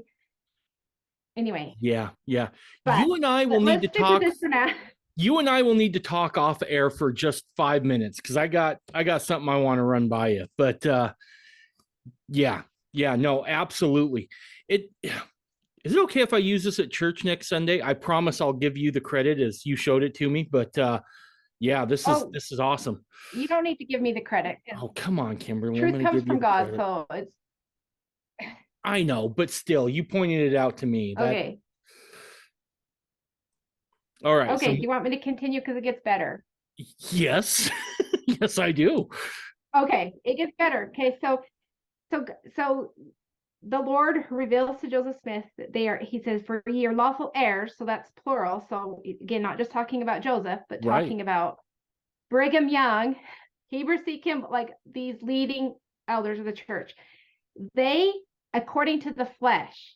So again, they have the bloodline of Jesus Christ.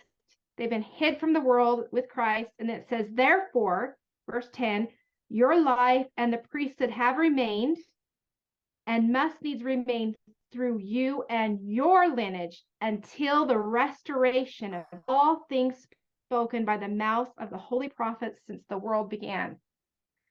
So that priesthood has to remain through who? The lineage of Joseph Smith, Brigham Young, Heber C. Kimball, John Taylor, Parley P. Pratt, Orson Hyde, until the restoration of all things. Right. Have we had a restoration of all things yet? I would say no. I think there's still more out there that we know we need more scriptures. We know those are out there. Who knows what kind of covenants those scriptures have? So no, I would say no, we're not done yet with the restoration. According to Bruce R. McConkie, who is a great theologian, gospel scholar, he said that the restitution of all things doesn't happen until the end of the millennium. Right. So the priesthood that God has, the priesthood given to Abraham in the everlasting covenant has to remain through who? The lineage of Joseph Smith, Brigham Young, John Taylor. Yep. Until the restoration. It has to remain. So, okay. So that's important to understand, that we have to understand that. And then in verse 11, it says, therefore, blessed are ye if you continue in my goodness, which, what would be his goodness? Continue in his covenant. Yeah. Right? Goodness can be covenant, a lot of things. A light unto the Gentiles. And through this priesthood, a savior unto my people Israel. The Lord hath said it, amen. Wow. They are to be Saviors. This is how you gather Israel. Yep. Right? This is how you become a savior to the house of Israel. How are you going to gather them back in? It's a bloodline through Right. posterity. How do you have posterity? You have kids. You have kids. You have kids. You get married. Right? You have children. Yeah. Right. So, in section 132 of the Doctrine and Covenants, it says 132 verse 63. It says, wives are given unto a husband to multiply and replenish the earth according to my commandment, and for their exaltation in the eternal worlds, that they may bear the souls of men. For herein is the work of my Father continued, that he may be glorified. So again, this isn't about, people want to say that it is just about that Brigham Young was this. They want to paint him as this man who was just out for having sex with a bunch of women. He's saying, no, wives are given into husbands so that they can bear the souls of men, and not just any man, right? What kind of souls is God trying to bring into this world? We're talking about the lineage of Jesus, right? That very lineage.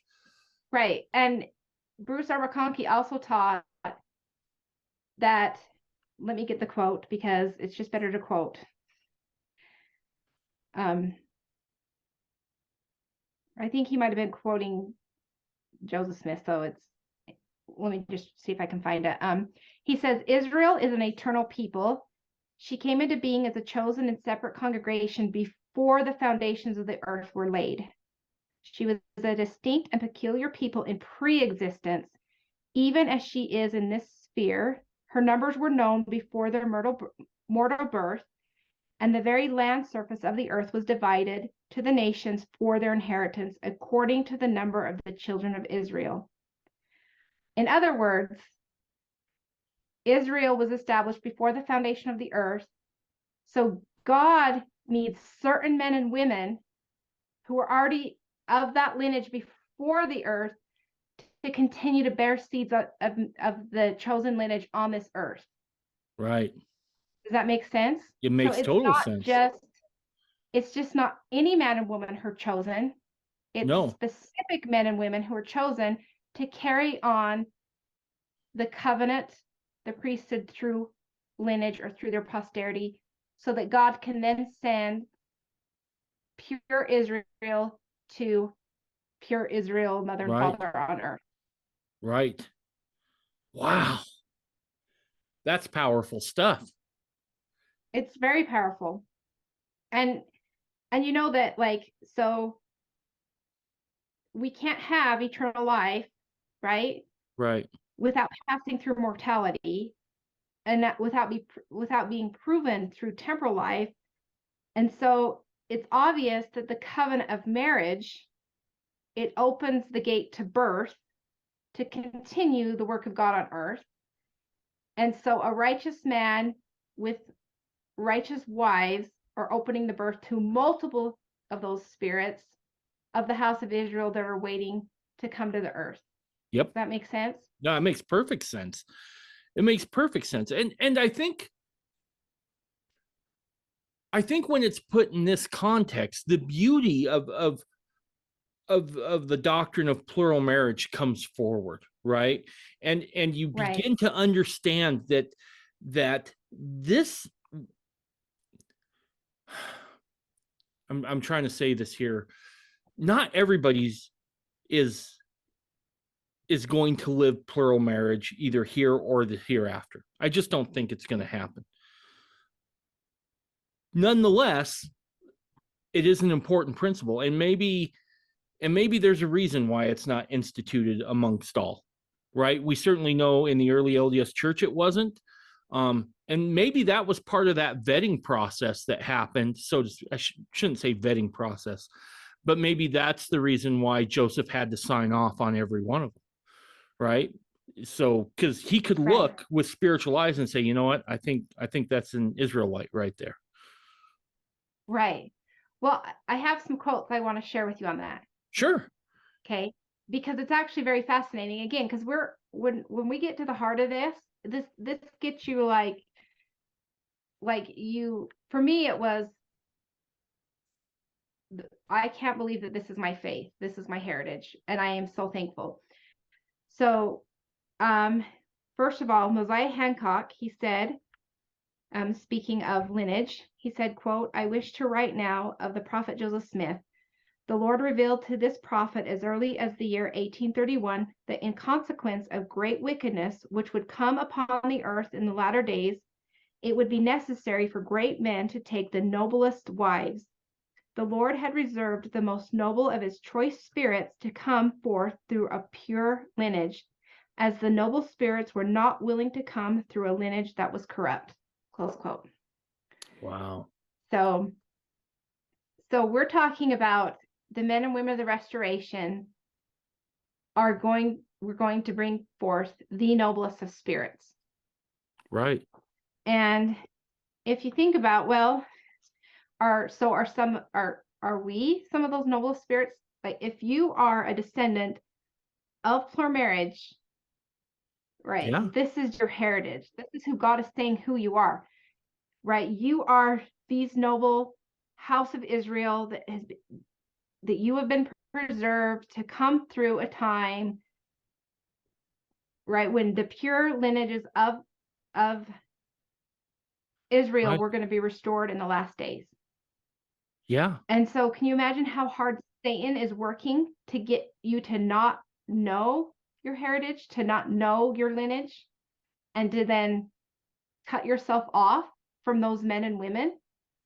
Right. Because he's going to transform the truth to a lie and make you Yeah. think that polygamy is icky and it is gross, and that Brigham Young didn't know what he was doing, and he wasn't aligned with Joseph Smith. All the things I've heard. Why would Satan want to attack plural marriage? Because again, it's about attacking the priesthood. Right. Because if he can stop these lineages from coming forth, he stops the priesthood. And the priesthood is what Book of Revelation says. How was Satan cast out? It was through priesthood. Priesthood. Yep. How is he going to be cast out in the millennium? Through priesthood. So he has to stop the priesthood lineage from continuing on the earth. So he's going to attack plural marriage. Okay, so we need to go into this. But then I do want to bear there's a couple things I want to share with you. But going into priesthood lineage and some of these men and women and who they are, I want to talk about that. But since we're on the topic of why Satan is working hard to get us to fight against plural marriage, I just want to read you some scriptures, okay? Okay. So again, all of this came to me, as I said, as I started just studying word links to everlasting covenant. So I looked up all of the scriptures on everlasting covenant, because that's what marriage is, right? Right. Yep. The everlasting covenant, because it's the promise of priesthood and posterity. Right. And the only way you have posterity is through marriage. Yep. Right. Okay. So I'm just going to read scriptures. I'm just going to briefly read some scriptures in like the Doctrine and Covenants on the everlasting covenant, and then you can see what happens when we turn against that. Okay. So so in Isaiah 24:5, we'll just start there first, and we'll go into Doctrine and Covenants.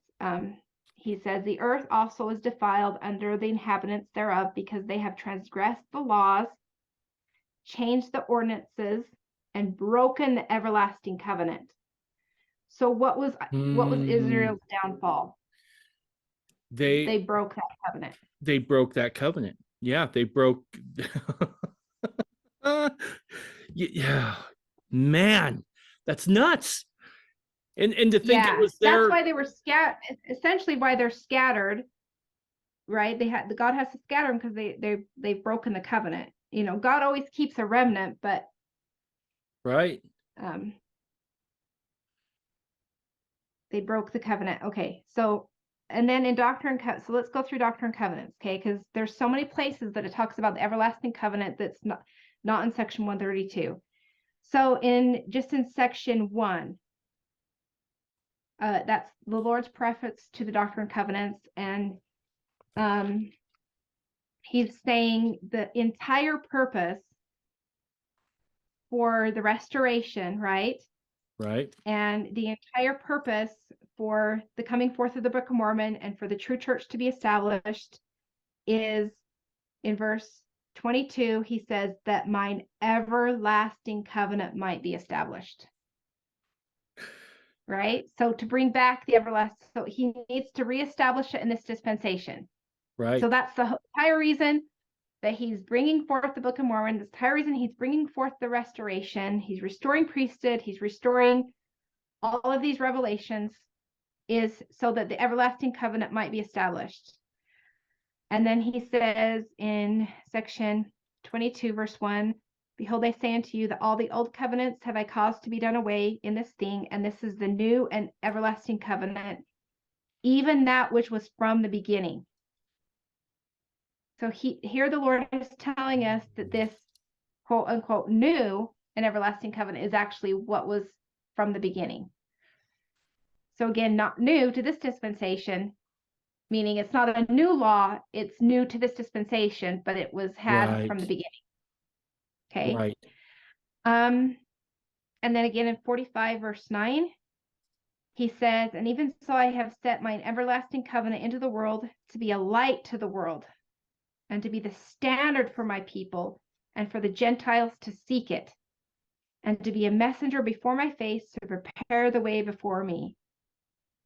So this covenant is to be the standard. Remember, it's the priesthood. Right. This is to be the standard. Again, priesthood coming through lineage. Again, and then in section 49, verse 9, where the Lord says, wherefore I say unto you that I've set unto you mine everlasting covenant, even that which was from the beginning. So again, testifying that this covenant is from the beginning. Yeah, and the Lord's going out of his way to show that. I mean, he several times he's saying, look, this is new to you, but understand this isn't new in time. Right. Okay. And then he says in section 66, verse 2, verily I say unto you, blessed are you for receiving mine everlasting covenant, even the fullness of my gospel, sent forth unto the children of men, that they might have life and be made partakers of the glories which are to be revealed in the last days, as it was written by the prophets and apostles in the days of old. Whew. So when we think about glories, what are we thinking about? We're thinking about glories is associated with exaltation. Right. Yeah, the 3 degrees of glory. Yeah. Right? Yep. And so he's saying this is how you are going to be partakers of that glory. Wow. Right? We don't, even if you're not living it, you're receiving it because your lineage is continuing through those who enter into the everlasting covenant. You become heirs through that lineage, right? Yep. You become the sons of the fathers of the covenant. Right. The sons and daughters. Then in verse 76, okay, this is where the Lord breaks down. He said, these are the degrees of glory. And then he's speaking of the celestial kingdom, right? The lowest kingdom. He said, but into the celestial kingdom.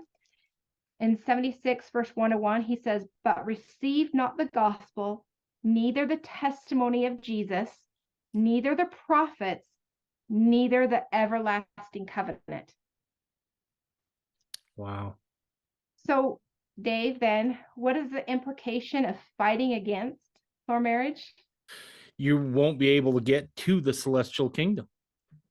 You essentially inherit the telestial, the lowest kingdom. Yeah. It says you receive not the prophets, right? Who are the prophets that enter into this covenant? Abraham, Isaac, Jacob. Yep. And then in our dispensation, Joseph Smith, Brigham Young, Yep. Heber C. all of those who carried on the covenant that received it from Joseph Smith and then lived it despite being persecuted against, right? Right. You right? And so this is the serious implications here. You're not so essentially you cut yourself off from root and branch, right? Yeah. You cut yourself off from being an inheritor of the Abrahamic covenant, not only for yourself, but then for your posterity. Right. So that's pretty serious. That's very Eternal serious. consequences.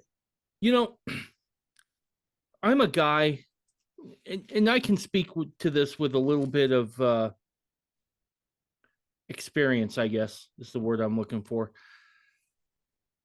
On my side of the family, for reasons I won't get into here, my dad had to change his last name.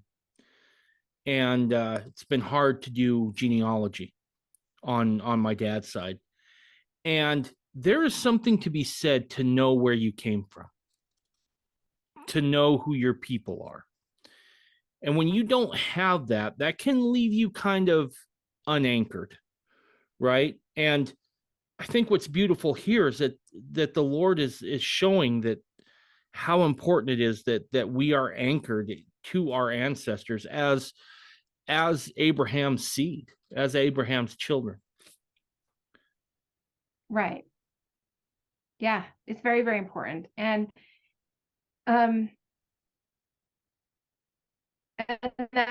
what anchors us to that then, right? It's the sealing power of Elijah. Right. And so what's interesting to me too is in this Doctrine of Christ movement, right? They reject everything, any covenant that's not what they say is baptism of fire and Holy Ghost, or anything that they say isn't found in the Book of Mormon, what they think isn't found in the Book of Mormon. And what's interesting to me, though, is that when the Lord reveals the Book of Mormon to Joseph Smith in September of 1823, he receives a visit from Moroni, if you remember. Yep. I remember this part. So he receives it, and what did Moroni tell him specifically? He said, you're going to receive the plate for the Book of Mormon. And then he said that that after he's translated the Book of Mormon, he says that Elijah will reveal his priesthood to you, right? So Yep. the two things, the mission of Joseph Smith was to bring forth the Book of Mormon and then to receive a fullness of the priesthood through Elijah. Right. Right? So who is Elijah? Why is he important to this everlasting covenant? Well, because he's the one that really, you got to go back to the hearts of the fathers, hearts of the children being turned back to the hearts of the fathers, right? And it's this idea of reconciliation to where it is we've come from, and this reconciliation of parent to child and all the way back to Adam. Right, exactly. And so Elijah was required to return the new and everlasting covenant of marriage. Why? Well, Joseph Smith taught, he said, Elijah was the last prophet that held the keys of the priesthood, and who will, before the last dispensation, restore the authority and deliver the keys of the priesthood in order that all ordinances may be attended to in righteousness. It is true that the Savior had authority and power to bestow this blessing, but the sons of Levi in his day were too prejudiced.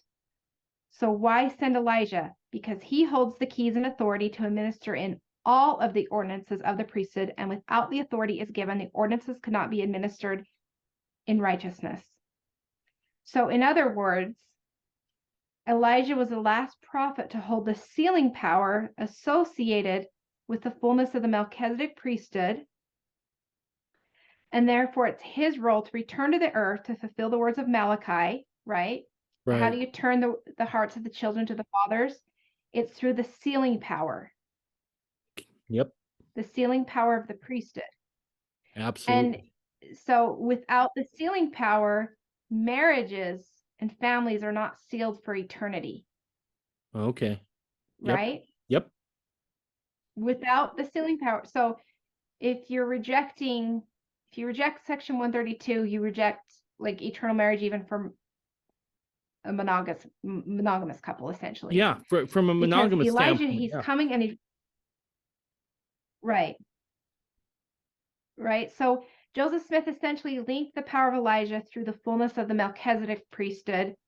So we know that Elijah lived in Israel at the time when they did not have access to the Melchizedek priesthood. And because Israel rebelled, again. Right. Yep. Their bloodlines were scattered. And so Elijah alone then held the priest because he has to continue the priesthood, right? Right. Then Joseph Smith taught that, so what's the power of Melchizedek? 'Twas not the priesthood of Aaron, which administered in outward ordinances and the offering sacrifices. Those holding the fullness of the Melchizedek priesthood are kings and priests of the Most High God, holding the keys and the power and blessings. So Joseph Smith and Brigham Young, Joseph Smith receives the keys and priesthood of Elijah. He gives those to Brigham Young. They hold the fullness of the priesthood, and they are kings and priests unto God. Right. So establishing the fullness of this priesthood. So, and then revealing the covenants of the fathers to the children. Right. Which covenants of the fathers are our patriarchal fathers who have the everlasting covenants of priesthood and endless posterity. Absolutely. Which we cannot obtain except for through them, that's what exaltation is. Yep. Wow. And even to a guy like me who has not shied away necessarily academically for a number of years on plural marriage, this puts it into a whole new light, right? That the whole how it's connected with priesthood at such a fundamental level is it puts things into proper perspective. Wow. Then all of a sudden, what we thought was an obscure old school doctrine is now a pretty big matter of importance spiritually. It's very important. And then if I can just read one more scripture, and then I do have something from church history to share that I think is actually very, very significant. So in section 131, then, again, because we said that this was tied to priesthood, and this is how the priesthood is going to continue through the end of the millennium, right? What we talked about. So in Doctrine and Covenants 131, verses 1 through 4, the Lord says, in the celestial glory, there are 3 heavens or degrees, and in order to obtain the highest, a man must enter into this order of the priesthood, meaning the new and everlasting covenant of marriage. And if he does not, he cannot obtain it.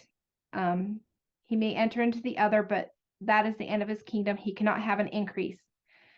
So according to this section, the Lord is tying marriage to an order of the priesthood, right? Right. Yep. And then he says you can, and why is it the end of your kingdom? If you do not enter into this covenant, it's the end of your kingdom. Because in order to, what is having posterity? It's about multiplying the priesthood. Right. Having God's kingdom is a kingdom of priests, kings and priests. Right. So if you're going to have a kingdom of kings and priests, they have to have the fullness of the priesthood. Then they have to have seed to pass that priesthood on to. So if you're not willing to enter into this priesthood order, which is the new and everlasting covenant of marriage, then you have an end. Right. Because God doesn't want you to have seed just for the sake of having seed. He wants you to have seed within that covenant to carry on the covenant, which is the priesthood. Yeah, and I think it's fascinating. You obtain it by entering it. No, I'm sorry. Go ahead. Oh, go on. There's a little bit of a delay. I apologize. I think. Oh, I'm done. I think this is really starting to get into that realm too of what was called the mysteries of godliness, right? Because these have such Mm-hmm. eternal consequences to them, right? Sometimes I think, certainly as Mormons of every stripe, I think we have this idea of, well, we get sealed so we can have kids forever because, gosh, we just love our kids, and certainly that's a part of it. But I think what we're seeing here is God laying out the plan of how that how the gods continue, I guess.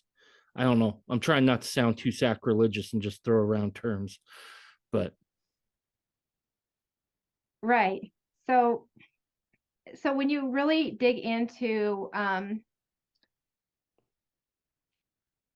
like I said, what are the reasons that we have priesthood being restored in Nauvoo was, first of all, that Joseph Smith didn't receive, the priesthood of Elijah until 1836, right, right? And so technically he's trying to prepare the people. He hadn't even revealed to anybody until Nauvoo that he had the priesthood of Elijah. He talked about receiving these keys like almost futuristic, because they didn't really know, outside of Oliver Cowdery, they didn't really know he'd received this priesthood or these keys. But he's between 1836 and 1841, he's slowly trying to prepare their minds and trying to teach them. The Lord doesn't just vomit truth on people. He teaches them line upon line, precept upon precept. right, And so you have it. So it's really important to understand that why did he wait until Nauvoo? And it's because, first of all, he didn't receive it until 1836, but then he also has to prepare the people for these things. And just trying to pull up this quote here, because it's actually fascinating. And like we said before, it's Joseph Smith alone held the keys in Nauvoo, where he could turn the key of revelation and know who were essentially of the right lineage or the right birthright, who right, were chosen by God to reestablish, or to restore this everlasting covenant. And so I just found it interesting that there's not many of the there aren't many of the sealings of Joseph Smith, like the actual words have right. been revealed. I don't know if you know that, but I started going and trying to study some of the words of the actual sealing of Joseph Right. Smith to some of his wives. And I think the sealing between Sarah Ann Whitney and Joseph Smith is actually very significant. And if you don't mind, if I could read that. Absolutely. Please do. Look, Okay. this show's So all about you at this point, Kimberly. I'm just here for the ride. You're awesome. okay. So whatever you want to do is great with me. Okay. Okay. Okay, so Sarah Ann Whitney, she is daughter of Bishop Noel K. Whitney and Elizabeth Ann Whitney. And so I'm going to read the words of the sealing covenant between Sarah Ann Whitney and the prophet Joseph Smith. And then I want to then read you the patriarchal blessing of Noel K. Whitney and his wife. And it's fascinating. So in the sealing covenant between Sarah Ann Whitney and Joseph Smith, the Lord said, "If you both agree to covenant and to do this," meaning enter into the everlasting covenant of marriage, eternal marriage, "then I give you Sarah Ann Whitney, my daughter, to Joseph Smith to be his wife, to observe all the rights between you both that belong to that condition. I do it in my own name and in the name of my wife, your mother." So, in other words, the Lord revealed this to Noel K. Whitney, who then performed the ceremony. Right. This is what the Lord revealed to him, okay? So this is who's speaking. So he says, "I do it in my own name, in the name of my wife, your mother, and in the name of my holy progenitors, by the right of birth, which is of priesthood, vested in me by revelation and commandment, and promise of the living God, obtained by the holy Melchizedek, and other of the holy fathers, commanding in the name of the Lord all those powers to consecrate in you and your posterity forever. Wow.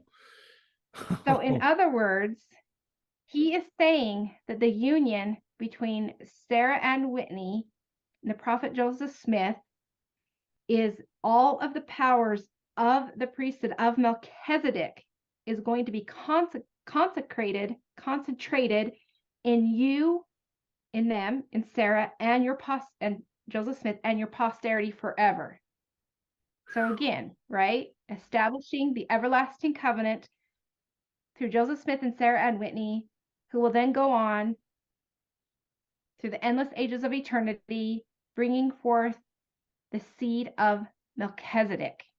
Wow. And I say that because listen to this.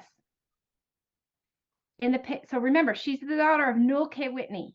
Right. In the patriarchal blessing of Newell K. Whitney, it says, inasmuch, so this is to Newell K. Whitney, whose daughter is Sarah and Whitney. Right. Says, inasmuch as thou knowest thy progenitors and art assured concerning the lineage through which thou hast descended. Now he's identifying lineage. I bless thee with a father's blessing for thee and thy children after thee, for their inheritances to the end. And as thou art a descendant of Melchizedek, one of thy posterity shall be like unto him before the Lord. Wow. What did he say? He says that Newell K. Whitney is a literal descendant of Melchizedek, and then he says, one shall be like unto him. One of his posterity is going. So Newell K. Whitney is going to raise up a heir who will be like unto Melchizedek. Melchizedek was greater than Abraham. Yeah. He established. Who else can raise up someone as great as Melchizedek, if not Sarah and Whitney and Joseph Smith? Right. Now, let me ask you this, because now I'm just curious. Not that it matters, because we have all eternity. Did they ever have kids together? I don't believe so. Okay, so However, this is again, when people want to say, well, it has to be fulfilled right now. right. We're talking, what did that revelation say? It said that the priesthood will continue through your lineage through until the restoration of all things. Joseph Smith is going to be alive in the millennium. Right. Yeah. So Wow. who else, right? So what happens at the resurrection? You resurrect your righteous husband will resurrect who? His family, all the way His back to family. his father. Yep. Right. So his wives. So this, I believe this is a future. There's still yet a future fulfillment of this promise. Yeah. Right. No, Because again, we're talking eternal marriage. Isn't just sometimes we put our blinders on and we think this has to be fulfilled within this short 80 years of my existence on this earth, and if it's not, then the Lord was lying. When we're like, no, we're talking about eternity. right. Like, this is eternal marriage. So the future fulfillment of this prophecy will come to pass. Whether it happens now or in the millennium, it doesn't matter. At some point, it's going to come to pass. Right. What God says, he fulfills all of his promises. So It's when I look at Mormon history, I am continually fascinated by that early period in the church where it seems like we were just way more bold about being like, yeah, you're a descendant of Melchizedek, right? Or whatnot. And it's always fascinating to me to see how these men in church history, then you can start to see them strive to take on those characteristics. These are things that they feel in their core, and it affects how they go forward from this point on. right. Well, that's why I think it's important that we've kind of lost our identity, right? We, as members of the church, you see so many, like, we're losing youth, we're losing like members of the churches of all ages, And I think it's because we've lost our identity. We don't really know who we are. Like, for example, like, what does it mean to be a member of the house of Israel? Well, when we get our patriarchal blessing, it's revealed to us, our lineage. And it's fascinating to me that the times that I've taught gospel doctrine, I'll ask, what does it mean to be the house of Israel? And are you Israel? And I get blank stares, or people don't understand what that means. And so if you don't understand what it means and the lineage that you're a part of, what are you living up to? Right. Does that make sense? Like, no, absolutely, it makes sense. Once you understand who you are and what you're a part of, like, your attitude changes, your whole purpose changes, and you want to live up to a higher standard, and it actually makes you become a better person. Right. And so if we take away this understanding, and we're fighting against these doctrines, we don't just lose the restoration, we don't just lose the church, we lose who we are as a people. And I think that we then who are we? We cut ourselves off, and then we start living for ourselves, and you lose faith, you lose hope. We don't we don't have anything that anchors us to who we really are. Let me ask you this real quick. Why do you think it is that we've gotten to this stage? And I'm not talking just the LDS Church. I think this is a problem across Mormonism. Why is it you feel like this has been lost on a lot of us?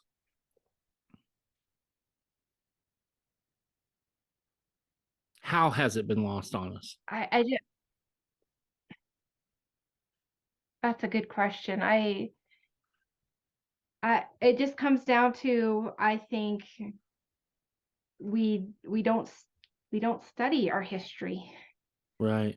We don't study the doctrines, right? We're happy to read verses that make us feel comfortable, and then we listen to podcasts, and that not knocking podcasts, but where are people going to get their gospel knowledge? They, instead of sitting down and reading the scriptures for what they are, they go and listen to what other people have interpreted for them, right? And then it's, oh, I call it good.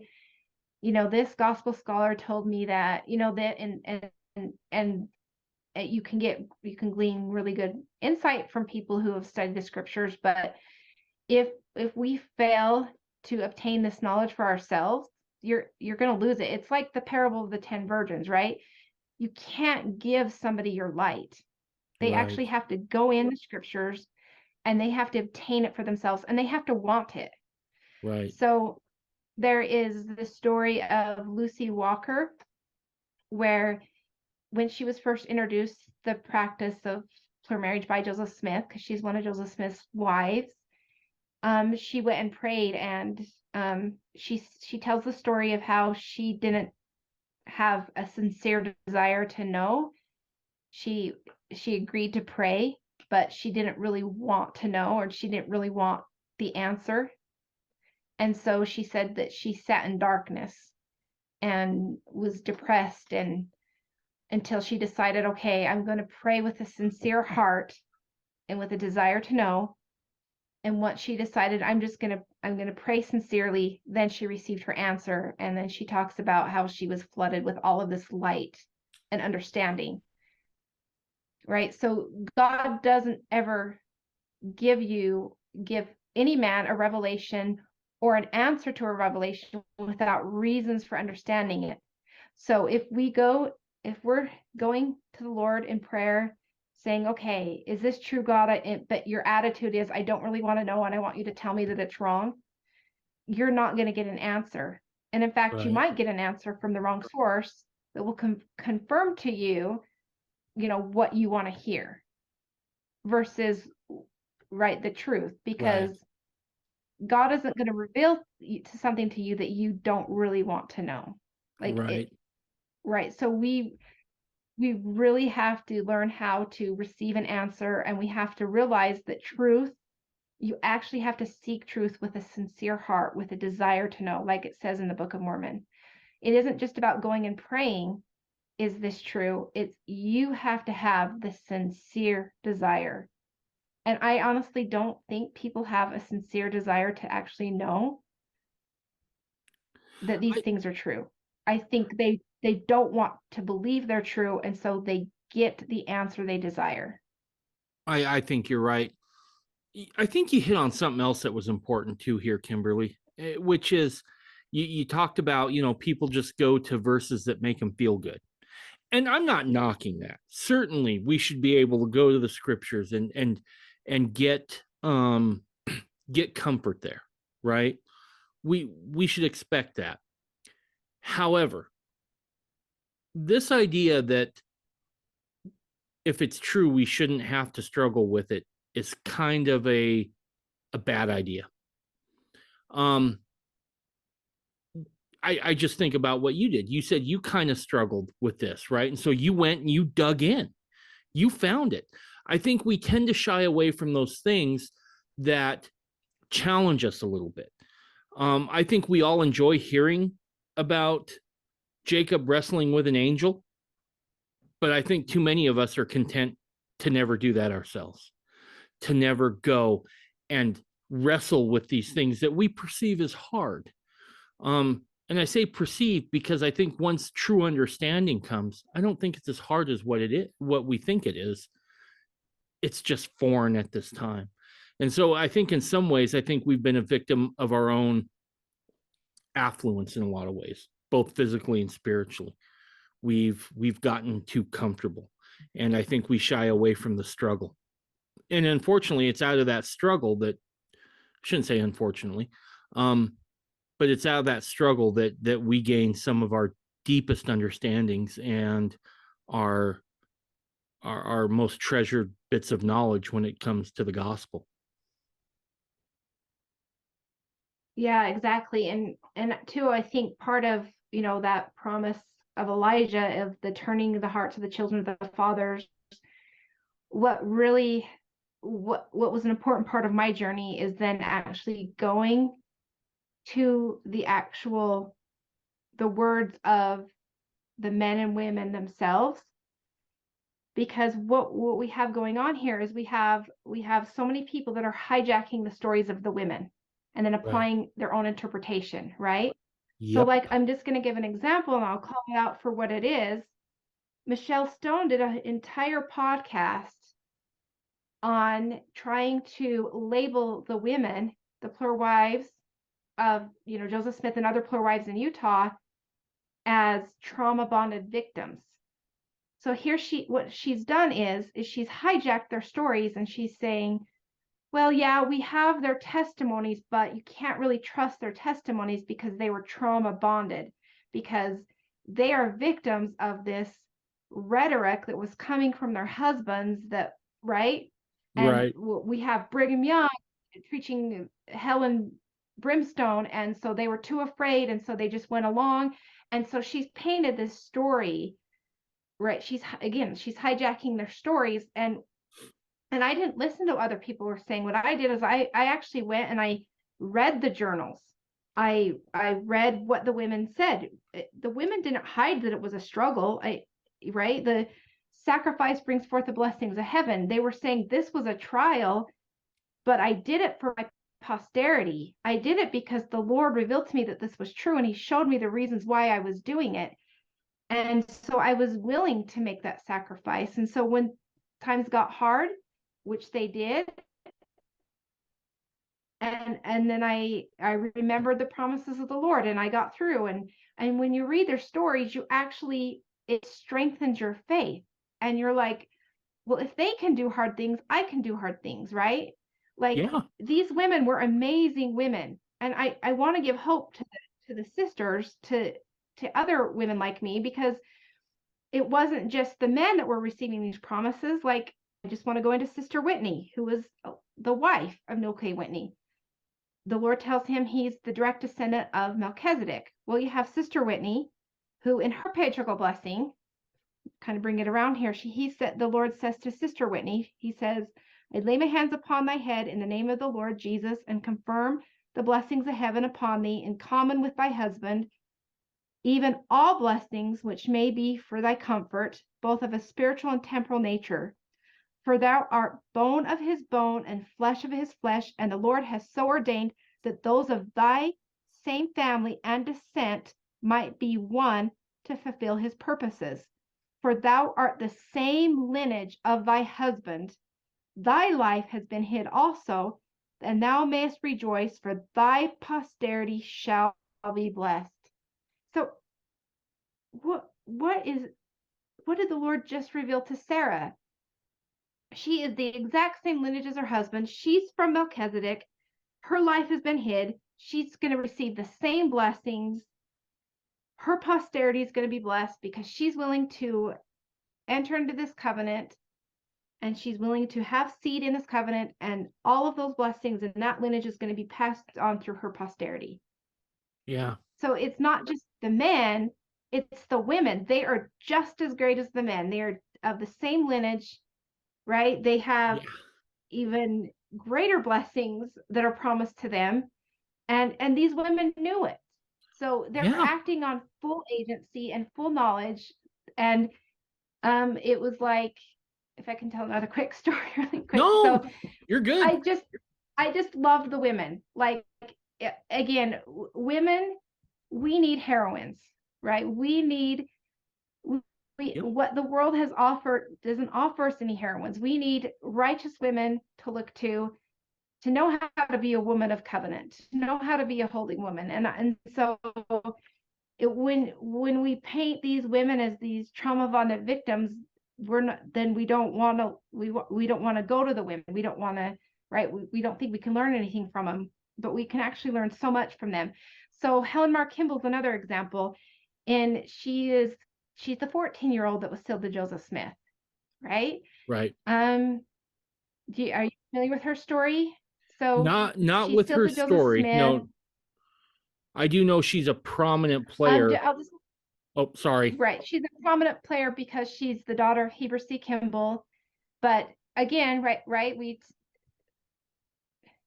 secularism and progressives have hijacked her story, and they just paint her as the 14-year-old, bride of Joseph Smith, and then they try to put the label pet on Joseph Smith. And then when you get to know Helen Mar Kimball, she's actually an amazing woman, and she's sealed to Joseph Smith at 14. The marriage is never consummated. She then goes on to marry Horace Whitney as a husband, for time. When she's married to Horace Whitney, she actually stands as proxy for another woman who had died and is sealed, and then she acts as proxy as Horace is sealed to this woman for eternity. And in winter quarters, she has a baby, and which winter quarters is pretty rough, right? Yeah. And she has a baby, and instead of giving away, and then she has a baby, and it dies right after birth.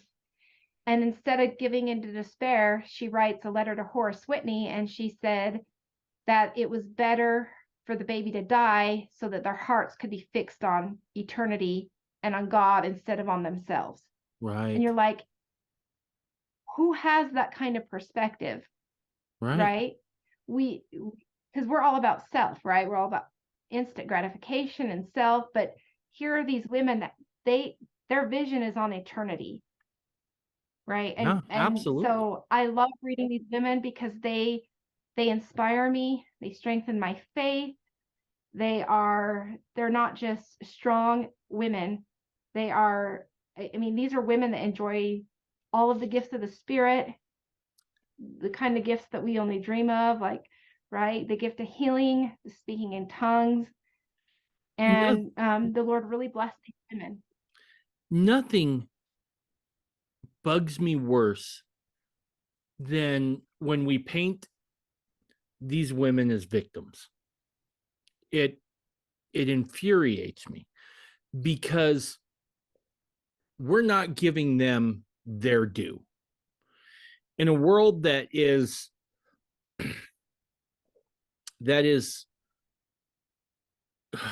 uber progressive, right, that seeks for total equality, they deny these women that right in our modern standards. We don't, in society, they like to paint them as beaten down and as subjugated, as second class citizens within the gospel kingdom. And nothing could be farther from the truth. Um, were there bad polygamous marriages? Yeah, there was. And you know what? There was bad monogamous marriages.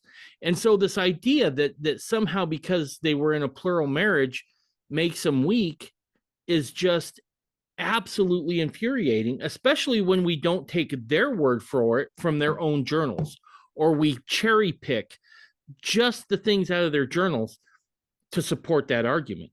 One of my favorite women from the early Utah period is Martha Hughes Cannon, right? She is the first woman, the first female in the United States elected as a state senator. And who did she beat? She beat her own husband in the election. So, not necessarily a woman who's beaten down and kept subjugated by her husband.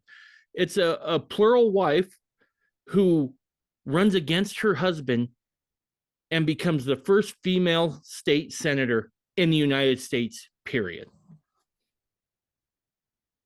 And Right. we never hear those stories. We never hear that from the secular, Right. from the other side. And we never hear the stories of or the sermons of Brigham Young as actually encouraging the women to go out and become doctors and midwives. Yes. And we never hear of them. He's telling them to become accountants, and he tells them you can be better in business than the med. And it was under the direction of Brigham Young that the Eliza R. Snow and the other women, they built the first hospital, and it was an all woman hospital board. And then you have right? Find me a place in 19th century America where that's happening other than the Utah territory at the time. It doesn't exist. Right. It doesn't exist. In quote Victorian society, it doesn't exist. So, yeah. Yeah. And then you have the women that are leading, the women's rights movement, and of course they're not the women's rights where we think of what the feminists are fighting for. They were leading the women's right movement to, the right to vote, because they were so aligned with the priesthood that they were going to vote righteously, right? And so they're leading that movement. And these are, the women that they're being painted as trauma bonded victims, or like you said, that they are downtrodden and oppressed by their husbands, when they're out accomplishing half of the stuff they've accomplished I've never accomplished in my lifetime, and I never will. And you're like, wow, they did all that, and then we're supposed to look down upon them. Instead, I look to them as they forged the path that I should be on. And you can learn so much from their stories, from their testimonies, and they're teaching principles that you won't hear taught anywhere else, holy principles. Eliza R. Snow, that was kind of her motto. It's the duty of every woman to become a holy woman.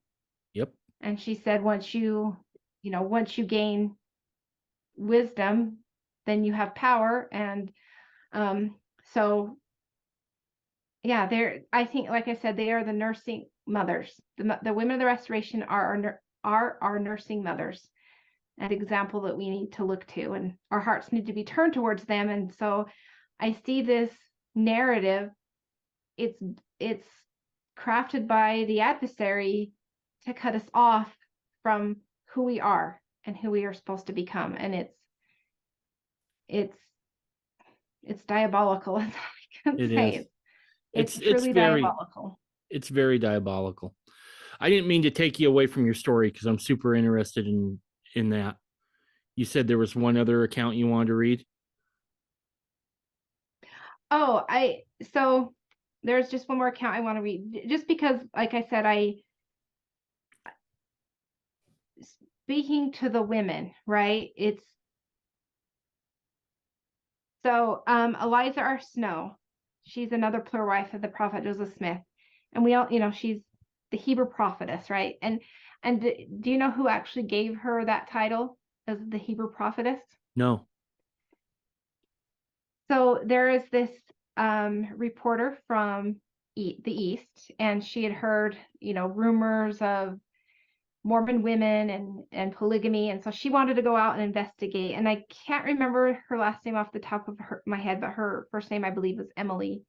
And again, so she's like a journalist, a reporter, and she was going to go expose the Mormon women, right? And she gets to Utah, and she is taken to the Lion House, Brigham Young's house, Yep. and she spends the afternoon with Eliza R. Snow. Instead of writing an expose on Mormon women, she writes an entire article on Eliza, the Hebrew prophetess. And she says when she was introduced to Eliza, she knew she was standing in the presence of a prophetess. And another thing that people don't know about Eliza is that Joseph Smith actually revealed to her that she was from the house of Judah. Ooh. So that title, Hebrew prophetess, was especially interesting because she's from the royal house of Judah. And so I want you to think of how then marriage isn't just about a bloodline, but it's about reuniting families and nations. So in Jeremiah, there's a prophecy. Okay. And it says, the Lord will bring Judah and Israel together again in the last days, that they will return to the marriage with the kindness, holiness, and love that the bridegroom deserves. Yet return again to me, saith the Lord, for I am married unto you, and I will take you, one of a city and two of a family, and I will bring you to Zion. Wow. That's Jeremiah 3. Well, Jeremiah 2, 3, and then I read Jeremiah 3:14. So what is the prophecy? First of all, God is using a metaphor, using marriage. Right. The bridegroom is Jesus Christ, and he's married to two brides, Israel and Judah. So right there's a metaphor for plural marriage. But then what is he saying? That with that marriage, he's going to bring together Judah and Israel in the last days. And then they will return to him, and to one of a city and two of a family, and he'll bring them to Zion. So what does the union of Joseph Smith and Eliza R. Snow, who is the royal house of Judah, right? And Joseph Smith is essentially, well, he's Ephraim and Judah, but he's representing the house of Israel. That plural marriage is a literal fulfillment of prophecy. Holy cow. He's bringing together again the nation of Judah through a bloodline, right? Again, bloodline. Right. The Judah and Israel, and he's making them one again, one family that will establish Zion. It's beautiful. Our history, our doctrine is beautiful. It's inspired. It's something we should be able to stand on, right? It's something that should be able to buoy us up. And like you were saying, though, we just don't know it. And that's a sad thing. And it should make us proud. And not proud in a negative sense, but just proud of who we are. And then we should want to defend our heritage. Absolutely. And more people should be out there defending who they are and defending the prophets of the restoration, instead of letting these core whores in these movements to try to take it away from us and to tear it down. Yeah. And I felt this for a while. Right now, a lot of the problems the LDS church face are the same problems that Mormons of every stripe face. And That's why I value your work so much, because we've got to stop the hemorrhaging of our youth. And this is one way we could do it. If we don't give our youth something to fight for, something to stand on, the world will do it for us. And it won't be anything that leads them to righteousness or goodness or anything worthy of God. So, Right, exactly. Right. Yeah. And I think that we underestimate the youth. Right. oh, We think we need to entertain them and give them like food, fun, and fantasy when they want true doctrine. They yep, want, true facts, true history. Let's give them truth, yep, because right, truth is what strengthens faith. It strengthens testimony.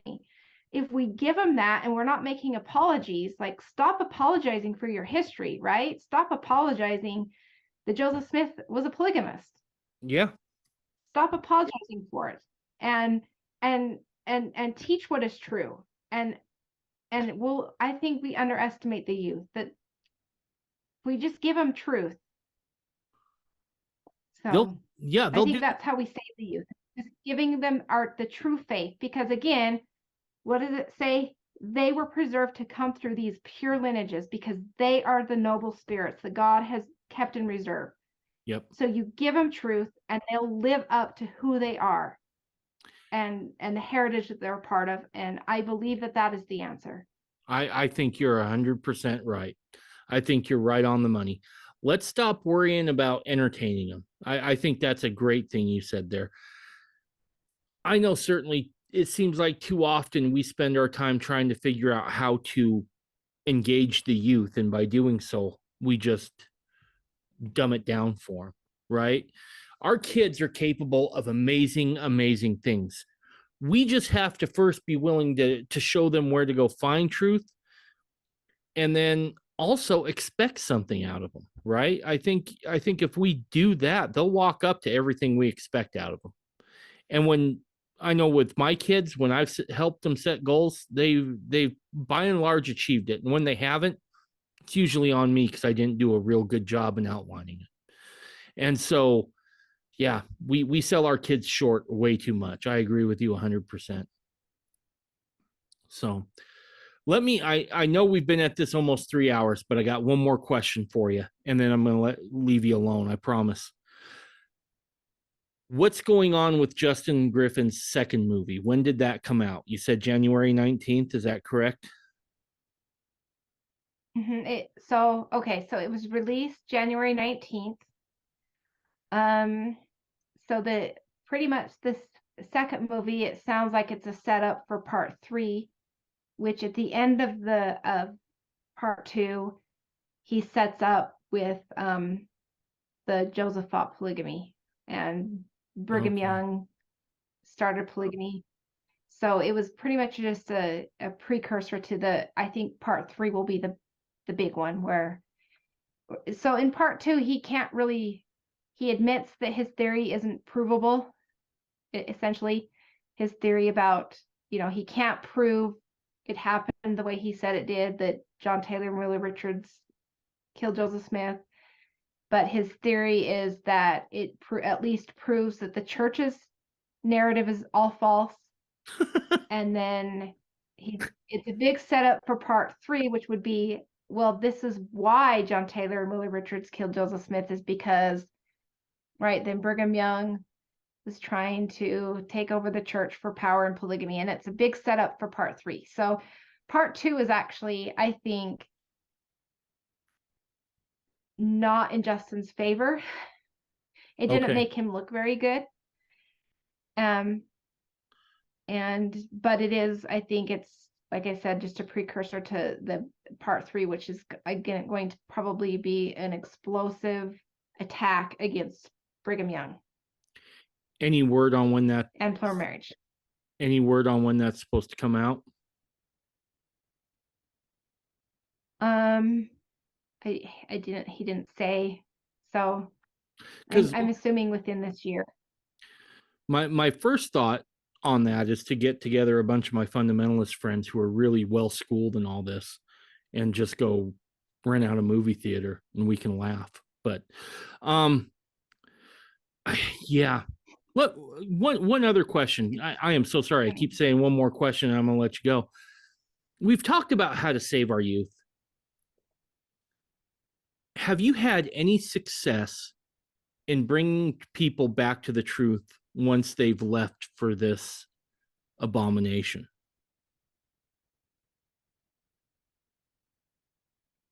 Once they've actually left for the doctrine of Christ? Yeah. Is that what you're saying? Yep, that's what I'm saying. Have we had any success in bringing them back after they've left for it? I haven't actually yet seen anybody come out of it, but Damn.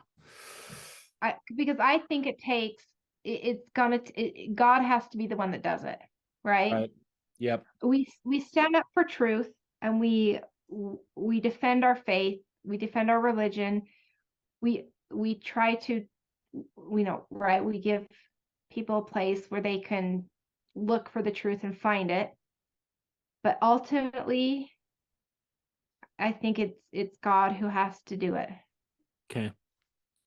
Once you're entrenched in it, and you start fighting, you're fighting against truth, you lose light and knowledge, according to Doctrine and Covenants 93, right? So like I said, we try to provide the light, we try to bear testimony of truth so they can find it, but ultimately it has to be God that does it.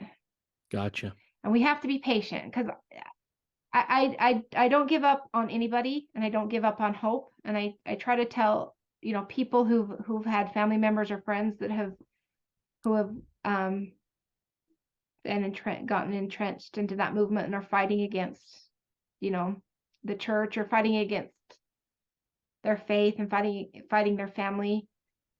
I just try to tell those families not to give up hope on their loved one or their friend, because I do believe that God, he cares more about them than we do. So, and I think our covenant fathers care more about them than we do, because they are their posterity. Yeah. Right? Absolutely. So, absolutely. And I believe in miracles. So I think just keep defending the faith, and God can move the mountains. Perfect.